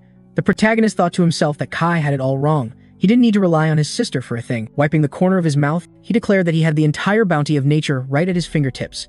With his new ally faithfully at his side, he readied himself for another night of intense hunting and training. The young man then roasted a large cut of meat over a crackling campfire, enough for both himself and his new companion. He couldn't help but feel that having to take his sister home was a waste of time that could have been better spent training. The young man recalled Mina's constant attempts to get closer to his sister and knew he couldn't let his guard down for a second.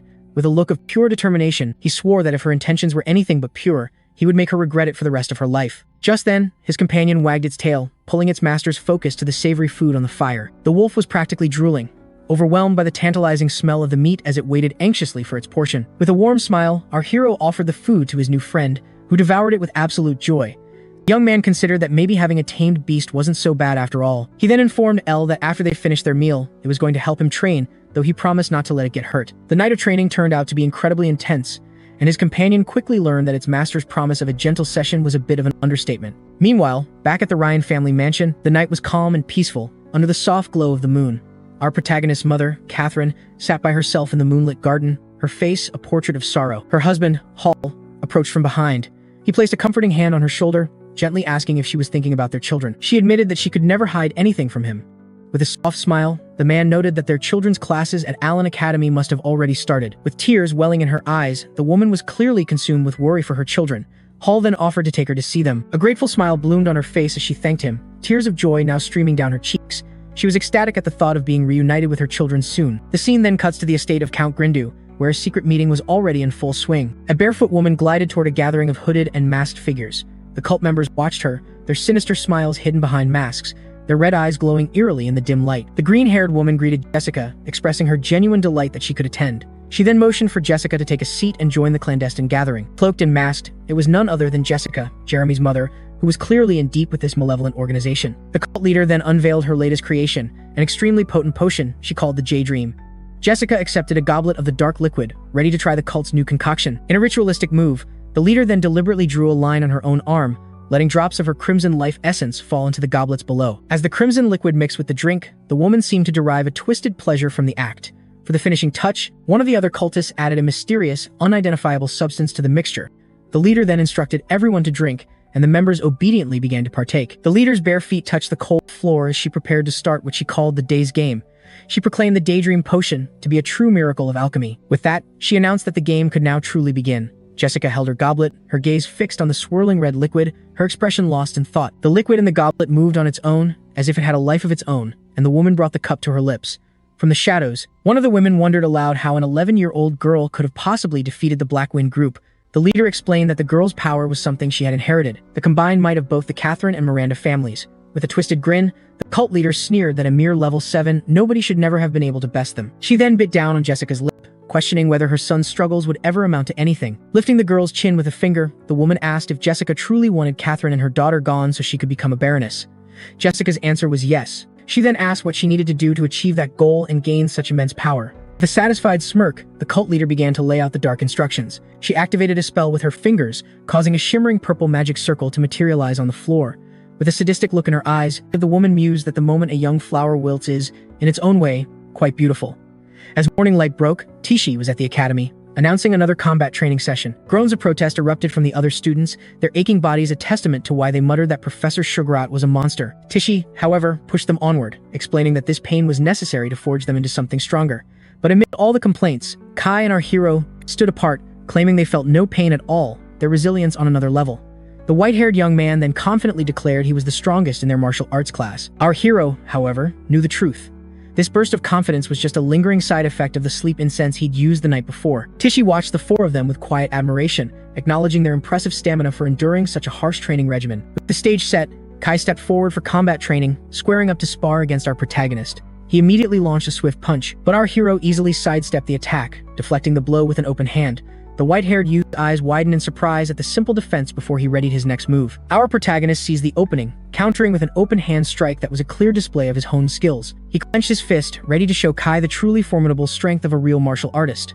A flurry of swift, precise punches followed, landing with undeniable impact. Kai, a grin spreading across his face, complimented his friend, admitting that he was a beast in close-quarters combat. Our protagonist returned the smile, remarking that Kai was no slouch himself. Unbeknownst to them, someone was observing the martial arts students from a distance. Their attention was fixed squarely on the spar. A subtle shift in the air made the young man turn, sensing a pair of eyes on him from across the vast courtyard. The intense gaze lingered, making him wonder who could be watching him with such focus. His eyes scanned the area and settled on the shade of an old tree. An old man with long white hair sat there in silent meditation. Our hero's thoughts drifted, wondering if this silent elder was the source of the stare. Kai saw the momentary distraction and launched a punch, but our protagonist still evaded it with ease. Our hero then retaliated with a swift kick. The impact sent Kai tumbling to the ground with a dull thud. Wounded but determined, Kai got back up, warning his friend not to look away because the fight wasn't over. The young man nodded, ready for the challenge and agreeing to continue their battle until a winner was decided. A quiet chuckle came from the old man as he rose to leave. His observation of the students was now complete. A woman approached, addressing him as Director Atani, and asked if he was heading to the academy's library. The director offered a smile, saying he was just out for a stroll, and remarked on the fascinating young man he had just seen. He could perceive that our protagonist was, in fact, carefully hiding his incredible strength from everyone else at the academy. Director Atani decided right then to remember the name Lucas, recognizing him as a truly promising talent. Hours later, as the class finally came to a close, our protagonist found himself walking through the academy's quiet halls, his mind drifting back to the afternoon session. He recalled Professor Sugarat's lesson on massage techniques. The other students had loved it, as the effects were so profound that all their muscle fatigue seemed to just melt away. With his academic duties for the day fulfilled, the young man prepared to head to a secret training ground, eager to continue his personal journey. To properly equip his training ground, our protagonist decided he needed to acquire the right materials.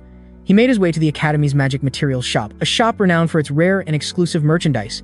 The young man was taken aback by its sheer size. The place was a sprawling complex that rivaled a modern shopping mall. Inside, everything was bought and sold using points.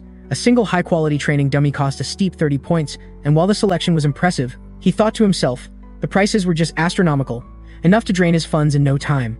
Asking his sister for help was completely out of the question. He felt a pang of guilt just thinking about her giving up her snack money for him. So, he decided to just buy the magic potion for now and trade in his own materials for more points later on. Up at the counter, a clerk was fast asleep, so our hero gently tried to get her attention. The woman jolted awake, a flash of irritation on her face as she turned to the customer. The young man held out his academy card and politely asked to buy the magic bath potion. The clerk curtly told him it would be 5 points and started to process the sale. His card began to glow with a soft, purple light as the number 5 appeared on the magic sphere. The woman's eyes then narrowed as she realized he was a martial arts student, a flicker of judgment crossing her face at how he was spending his points. Maintaining a polite smile, the young man thanked her, and the clerk passed him a small bag containing the potion. She then offered some unsolicited advice, telling him not to waste his points, but he just replied, "This won't be nearly enough." Annoyance immediately flared in the clerk's eyes. She figured he was just some spoiled noble who had no idea what things were really worth. Grumbling under her breath about how much she disliked nobles, she watched our protagonist walk out, completely unfazed by her attitude. Back at his secluded hideout, the young man started preparing for his medicinal bath inside the cave. He slid into the tub of purple water, letting out a sigh of relief as he finally let himself relax after a long day of intense training. He figured that even after his bath, the water was still potent, and it felt like a waste to just dump it out. Just then, a sudden sound shattered the silence, and he spotted a pair of glowing purple eyes watching him from the deep shadows. A moment later, a massive, wolf-like beast emerged, its teeth bared as it let out a low growl in his direction. After finishing his bath, the guy turned his attention to gathering materials he could exchange for more academy points. He wisely decided to stick to common, level 2 materials, a smart move to avoid drawing any unwanted attention. His thoughts were interrupted by another strange sound from within the cave. He turned to see what the commotion was about and was stunned to find his companion eagerly drinking the leftover water from his medicinal bath. Completely shocked, the young man confronted his companion, demanding to know why it was drinking his bathwater. An awkward, silent standoff followed between the master and his beast, with neither of them sure how to handle the bizarre situation. Finally, the young man just sighed and gave in, figuring that maybe the potent water would help strengthen the wolf's body, too. And just like that, the problem of wasting the water was solved. Our hero then focused back on preparing for his upcoming mission. He decided to exchange the materials he'd gathered in small batches to avoid raising any suspicion. Back at the materials shop, the clerk offered to magically appraise his goods, but he politely turned the offer down. It actually worked in his favor that the clerk just assumed his family was the one supplying him with so many resources. The next day, Professor Sugarat's patience was wearing thin, as he was completely fed up with his students' lazy attitude toward the upcoming tournament. He finally roared that anyone not willing to train seriously could just pack up and go home right then and there. With his usual drill sergeant strictness, the professor started meticulously correcting everyone's stances and form. He immediately called out Kai for a weak-looking punch, but the arrogant student shot back that he'd already beaten everyone else there. With a single flick of his finger, the professor sent Kai flying. Our protagonist noted that the old master always aimed for the eyes. The professor then glared at the other 3 students, demanding to know how they could have lost to such a pathetic-looking opponent. A sigh escaped the professor's lips as he muttered about the constant headache these spoiled noble kids gave him. He then ordered Tishi to spar with Kai, determined to teach the white-haired guy a lesson he desperately needed. The two took their stances on the training field, bracing for the inevitable clash. Sporting an arrogant smirk, Kai declared he was about to prove his skills were superior. Tishi, her expression a mask of calm confidence, simply gestured for him to make the first move. She shot forward, her powerful kick kicking up a cloud of dust, a clear testament to her incredible strength. In the blink of an eye, she hammered him with a flurry of swift, precise kicks. A wicked grin crept across Kai's face as he readied his counter, completely sure of his own victory. But Tishi was faster, landing a solid punch to his chin that completely threw him off balance. She immediately followed up with a sharp elbow to his face, showcasing her polished combat skills. The girl then conjured her water ability, blasting him with a concentrated jet of high-pressure water. Completely stunned by her power, Kai couldn't believe she was a magic user. Tishi seized this moment of hesitation, delivering a brutal kick to his face with everything she had. Dazed from the blow, the white-haired fighter let out a shaky, incredulous laugh. He warned her not to count him out yet, preparing to finally unleash his own techniques. However, Tishi was still one step ahead, landing a precise open palm strike square in his chest. The sheer force of the blow sent the young man flying, and he crashed hard onto the ground. It was in that moment our protagonist finally understood why the professor had chosen Tishi to represent them. As our hero watched the scene play out, the professor's voice thundered across the field, demanding that everyone start taking their training seriously. Tishi then walked over to Kai, who was still laid out on the ground, and gently asked if he was okay after their spar. The professor, seeing Kai's frustration, announced that by the next day, every single one of them had to face a beast. He threatened to expel anyone who failed, leaving Kai completely floored by the sudden announcement. The very next day, for one last grueling exercise, the professor ordered them to fight with everything they had until the sun went down. Lying defeated on the ground, Kai called out to our protagonist, his face a mask of pure exhaustion. Our hero offered some advice, telling him to fix his bad habits and take advantage of his opponent's weaknesses. But Kai just brushed off the counsel, confessing that he thought he'd fallen for Tishi during their fight. He even admitted he was already thinking of names for their future kids, which made our hero silently brand him a total masochist. The following day, the grand arena was electric with anticipation as the tournament began and the students were called to enter. Kai was completely filled with dread at the thought of facing the monsters, just as our protagonist sat down next to him. A couple of students from the magic class started openly mocking them for being in the same tournament, but the professor sharply ordered them to be silent, instructing them to memorize the tournament rules immediately. Our hero was taken aback, seeing the professor actually stand up for the martial arts students. A thoughtful look crossed his face as he realized his master might not be as bad as he'd first thought. To help calm Kai's nerves, the young man suggested he just imagine the beasts they were about to face were actually their intimidating professor. Kai's ears perked up at that idea. He thought it was a brilliant way to get himself fired up for the battle ahead. Their little chat, however, wasn't as private as they thought. The professor had overheard them, and he shot them a glare filled with pure rage and annoyance. The protagonist quickly reminded Kai that no beast could get through his defenses as long as he stayed focused. All of a sudden, a man appeared on a holographic screen, about to explain the tournament's complex rules. He announced that taming 10 beasts would earn a perfect score, but there was a strict time limit of just 10 minutes. Julia then signaled the start of the tournament, calling the first group of eager competitors into the arena. A soft pink light surrounded the field, and Julia suddenly found herself transported to a space sealed off by an invisible barrier. Realizing she was in a completely different place, she wondered how such a small area could possibly hold so many beasts. The girl was then plunged into a dark void where countless red eyes gleamed, all fixed on her. Out of the shadows crept several giant beavers, baring their sharp teeth and growling menacingly at her. Gripping her staff tightly, Julia braced herself, ready to face the creatures with the full power of her magic. In a flash, she sent out a crackling bolt of purple lightning, announcing she had captured the smaller magical beasts. The lightning bolt hit its mark, leaving the creatures paralyzed and defenseless on the dark arena floor.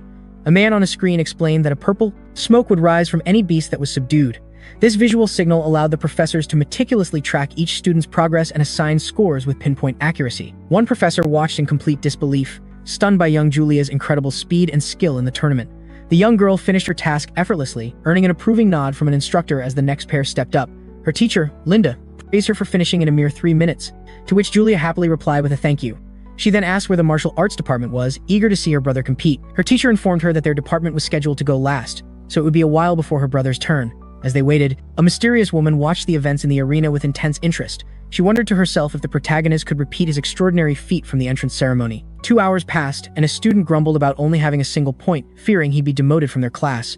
Another student tried to comfort him, pointing out that except for the absolute elite, every other mage had only managed to score 1 point. Kai's desperation mounted, a chilling doubt about their future in the martial arts department settling in. However, the protagonist calmly reassured his friend, insisting that they were not any weaker than the mage classes. Their professor cracked his knuckles, agreeing that the boy was right and that they should never underestimate their own power.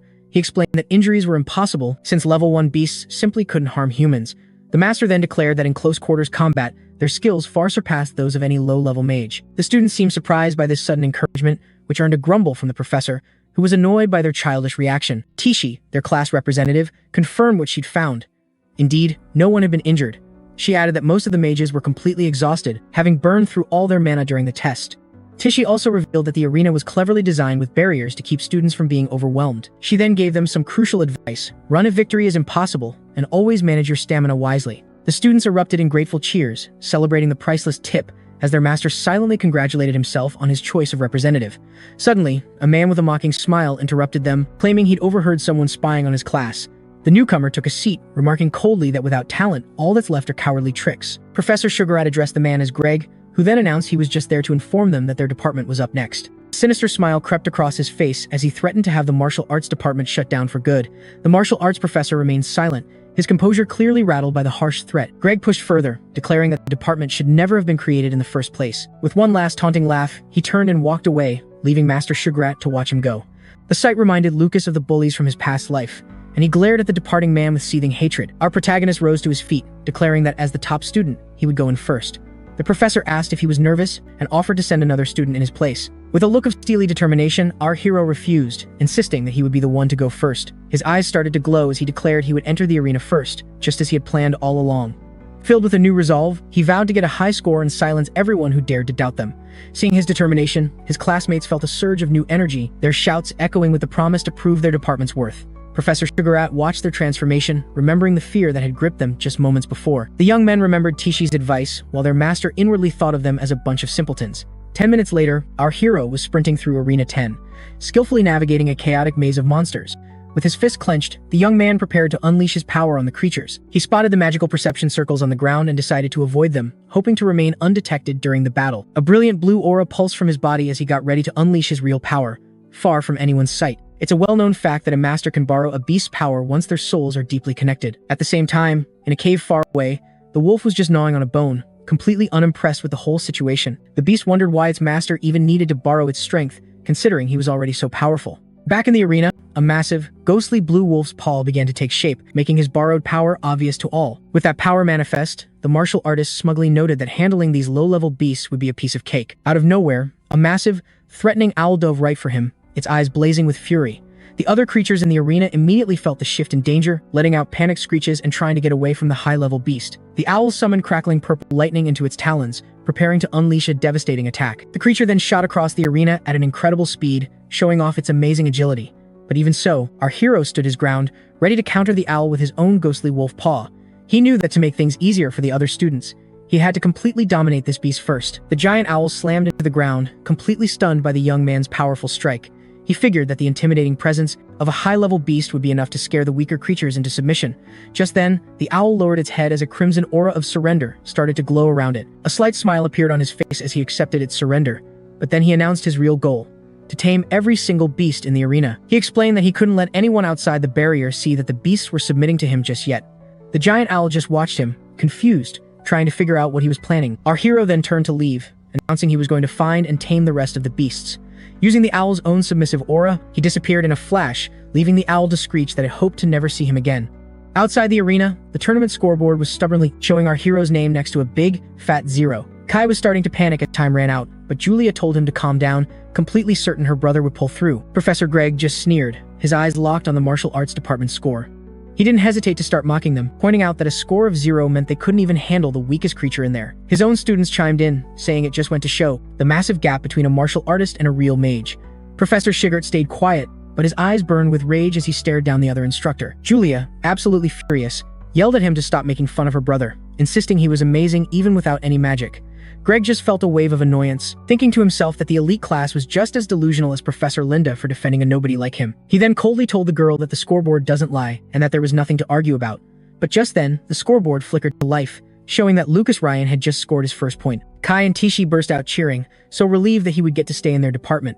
But another professor just scoffed at their small celebration, smugly pointing out that the top score in his class was already a solid 5. To the professor's complete shock, however, Lucas's score didn't stop, but just kept climbing higher and higher. When the score hit 5 points, Professor Greg's irritation boiled over, especially with the loud cheers coming from the martial artist classmates. The professor just stared in disbelief, unable to process that this department of so-called rejects had just matched the score of his star student. Back in the arena, the young martial artist had already intimidated every single beast, making it incredibly easy for his classmates to score points.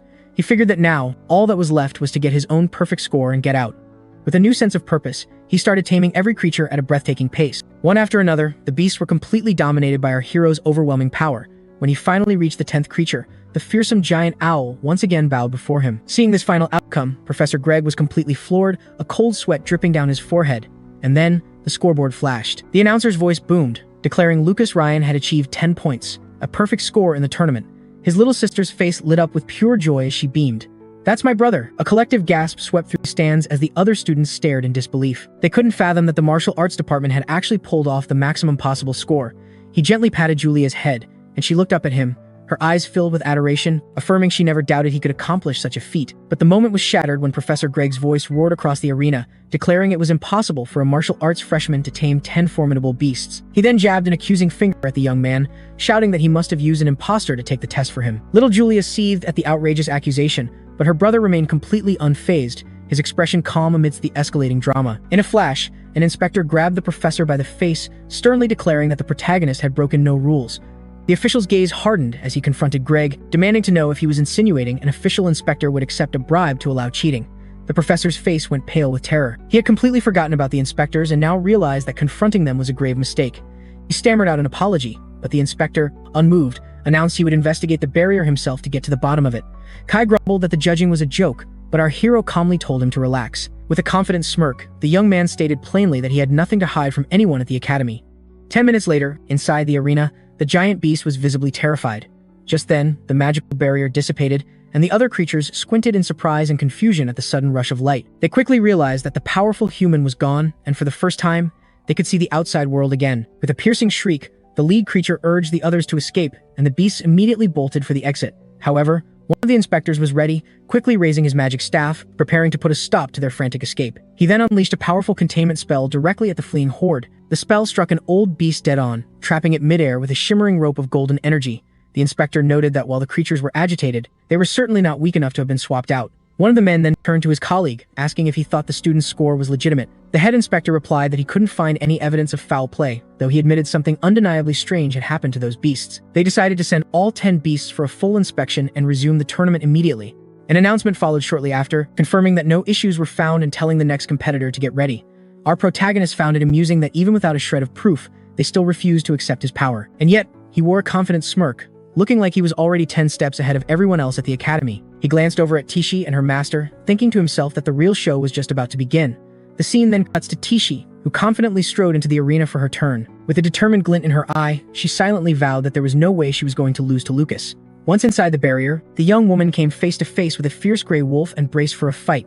She exploded forward, unleashing a rapid flurry of powerful blows on the beast with incredible agility. She figured if she couldn't take it down within 30 seconds, she'd switch tactics and just make a run for the gate. She vaulted onto the creature's back and continued her assault, determined to end this quickly. But then, the wolf suddenly caught our hero's lingering scent, wondering if he was still nearby. Tishi drew back her fist for another strike, preparing to end the fight once and for all. But to her utter shock, the creature instantly submitted, leaving her completely stunned by its sudden change in behavior. She couldn't understand how a level 3 shadow wolf could give up so easily. The young woman grew thoughtful, wondering if this was just a coincidence or if something else was going on behind the scenes. A confident smile spread across her face as she realized that maybe, just maybe, her department wasn't so weak after all. With this newfound resolve, she advanced toward the next beast, unleashing a devastating punch right to its face. Her score shot up as she effortlessly took down a massive boar. Kai cheered her on as her score just kept climbing. With a fierce battle cry, the young woman subdued her 6th beast in the academy tournament. A saber-toothed tiger didn't stand a chance, and just like that, she hit 9 points in the arena. She took down the final creature, securing a perfect score of 10. The scoreboard lit up, confirming that Tishi Himaru had achieved a flawless 10 points. Kai was blown away, remarking that she was even quicker than he was during his own test. The young woman then requested that the beasts be sent off for a thorough inspection. She mused that maybe the beasts weren't so tough after all, and perhaps martial artists weren't the weaker class everyone thought they were. The third match began, revealing another student making quick work of a massive purple bat-like creature with a blinding beam of golden energy. The young man obliterated the beast, celebrating his hard-fought victory.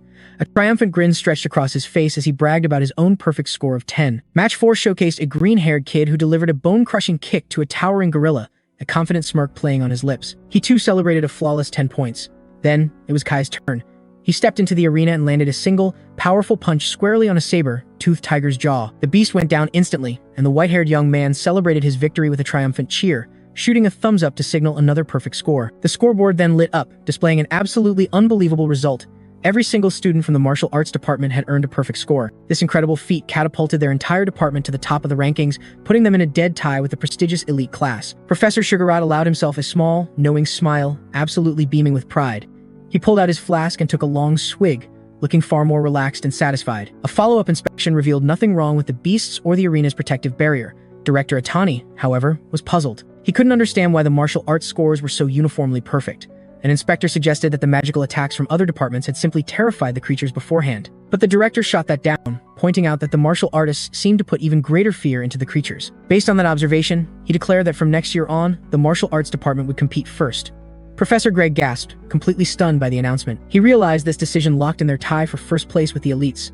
Professor Sugarat just gave Greg a smug look, a silent assertion of victory after the director's ruling. The director calmly asked Professor Greg if he had any problem with the decision that had just been handed down. Greg immediately argued it wasn't fair, insisting their success was just a fluke, but the director simply stated that luck is a part of skill, shutting Greg down completely. Another official agreed, pointing out that the scores had to stand since the students had done nothing wrong. With that, the director ordered the results to be made official. Fuming, Greg had no choice but to back down, watching Sugarat and Linda leave while vowing to keep a close eye on them. The furious look on his face made it crystal clear he was already scheming against the rival department. Once Greg was gone, the director and the other official quietly discussed the tournament's bizarre outcome, with the man asserting this matter threatened the department's very existence. He hinted that Director Atani knew more than he was letting on. The director admitted he couldn't reveal everything he knew about the situation just yet. However, he assured the man it was nothing that would harm the academy, deciding to feign ignorance for the time being. The scene cuts to the lively martial arts dorm. Kai was ecstatically celebrating his perfect score, shouting that he had to tell his dad the good news right away. His roommates were celebrating right alongside him, amazed at how much stronger they'd all become since the entrance exams. Meanwhile, our protagonist silently congratulated himself. No one had a clue. His elaborate plan had worked flawlessly. Kai then asked the group how they wanted to spend the prize money. With 20 bonus points for their first place finish, one of the young men declared he'd be saving his, adding that he still owed their hero a meal. Kai then offered the obvious solution: use the points to stock up on materials for the next month's combat training. This immediately piqued our protagonist's interest, and he promptly asked about this so-called combat training. They explained it would all go down in Allen Tower, the Academy's official proving ground. Deep inside was an illusory world, teeming with all sorts of races and beasts for the students to face.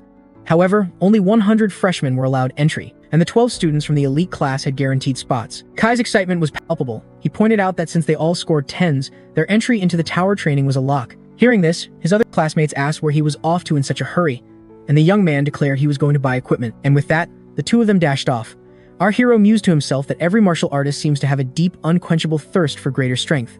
As he sipped his tea, the young man reflected that helping everyone score high in the tournament had definitely been the right move. Kai then invited him to the materials shop, but our protagonist politely turned him down. Suddenly, his roommate's gaze went rigid, his eyes seemingly hypnotized by a strange pendant dangling before him. Our hero revealed that Professor Sugarat had given it to him, and he now wanted to examine it. Kai stared at the pendant in Lucas's hand. "Wait," he said, "isn't this only given to the top 3 finishers? The ones who got perfect scores in the tournament?" he questioned. Kai then admitted, "You got lucky your turn came before Lady Tishi's, or that pendant would have been hers for sure." Lucas just smirked. "Luck, it seems, is my greatest asset." Kai then told his friend he was heading to the market to catch up with Alto and the others. With a final wave, he bid his friend farewell.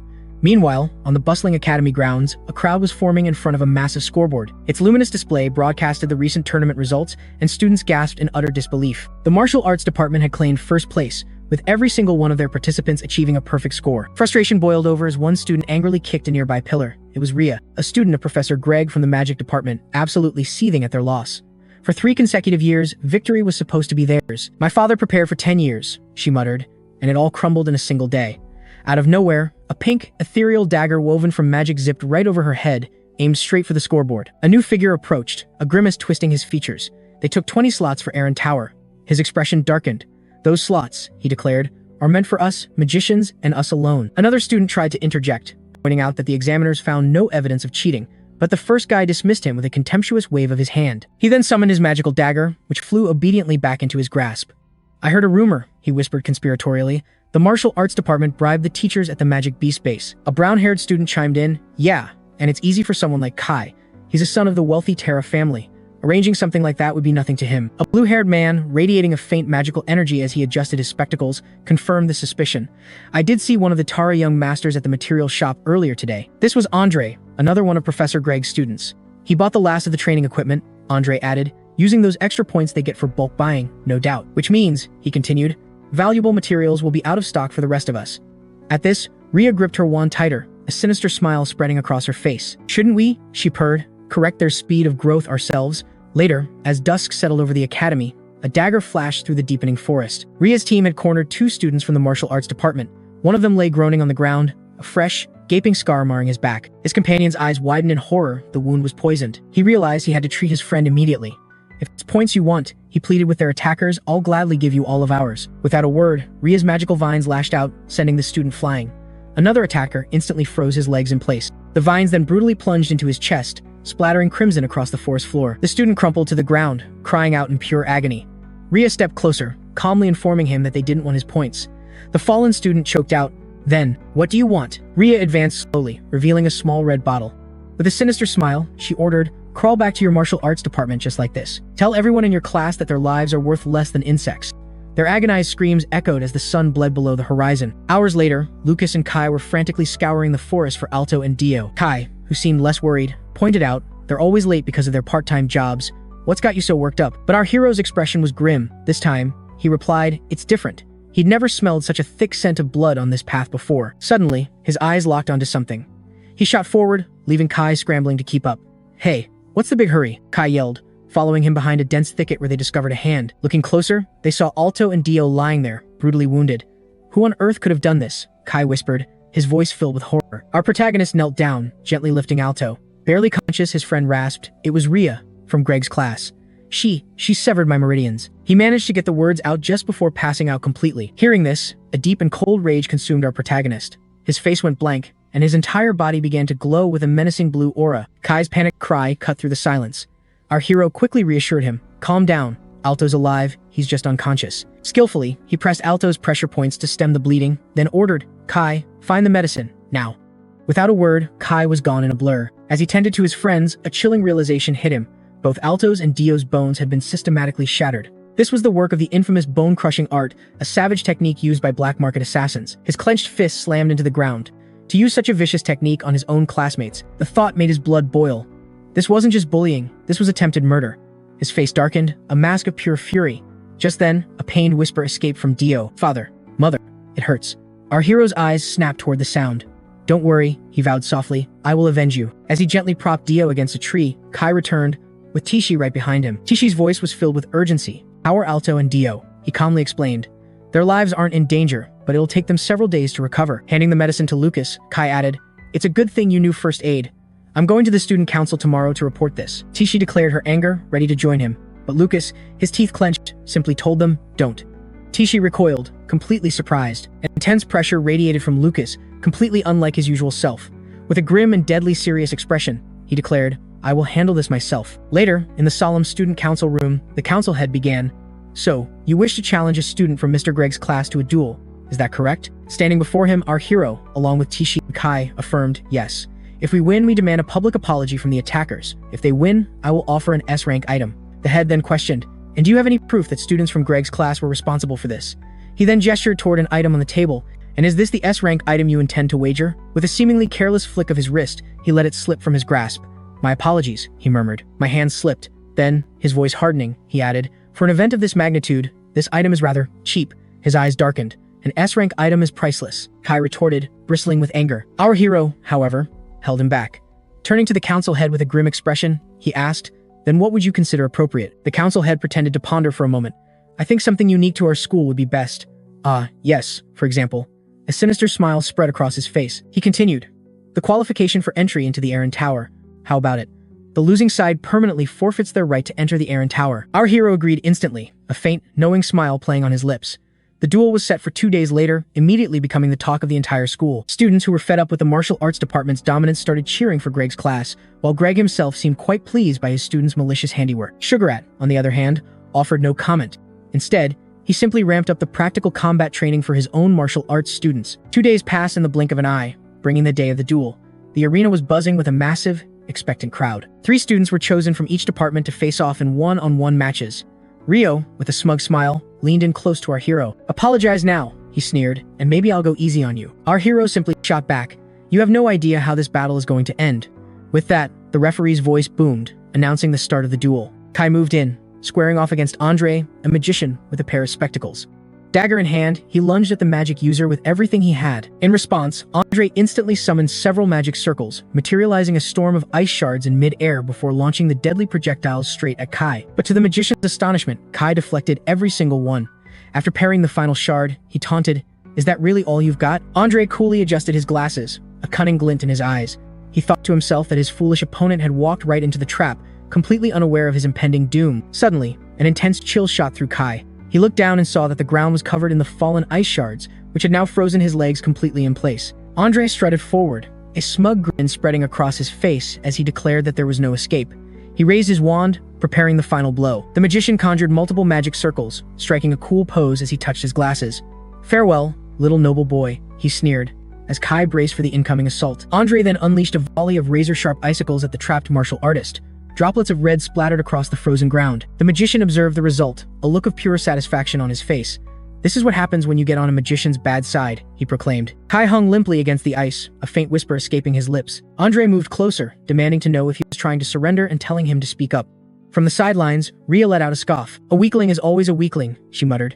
She then glanced over at Lucas, telling him to just concede the match, but his face only darkened. He curtly told Rhea to shut it, and his sudden intensity clearly startled her. Meanwhile, with a dark smile, Kai revealed an orb of molten lava, posing a challenge to Andre. Can your ice magic really freeze lava from the treacherous Beat Mountain range? He asked.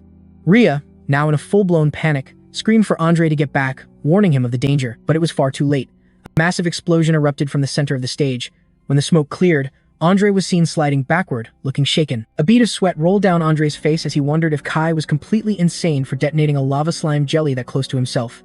Did the guy have zero self-preservation? As the smoke continued to clear, Kai appeared directly behind the magician, his eyes glowing a menacing crimson. Andre spun around to defend, but he wasn't fast enough, and Kai plunged a dagger deep into his side. The magician grunted in agony as blood sprayed from the wound. He stumbled back, desperately trying to make some distance as the onlookers gasped, noticing Kai's legs were now horribly burned. The man had willingly sacrificed his own legs just to break free from the ice prison, a true testament to his insane level of determination. With tears welling in his eyes, Kai grinned, remembering what Lucas had told him. Once you shatter that spell he's so proud of, you'll find your opening. Still groaning in pain, Andre muttered in disbelief that a mere martial artist had managed to wound him. Annoyed, he launched another attack, confident the injured Kai couldn't possibly dodge. But to Andre's shock, Kai pulled out yet another lava slime. He detonated it right behind his back, causing another huge explosion. The blast propelled Kai forward like a bullet, dagger aimed straight for Andre. The magician's ice magic hit Kai's hand, freezing it instantly. Yet Kai seemed completely unfazed by the pain, his expression only growing more ferocious. A flicker of genuine fear crossed Andre's face as he frantically yelled for his opponent to stay back. Kai closed the distance in an instant, smashing his forehead into Andre's face in a brutal headbutt.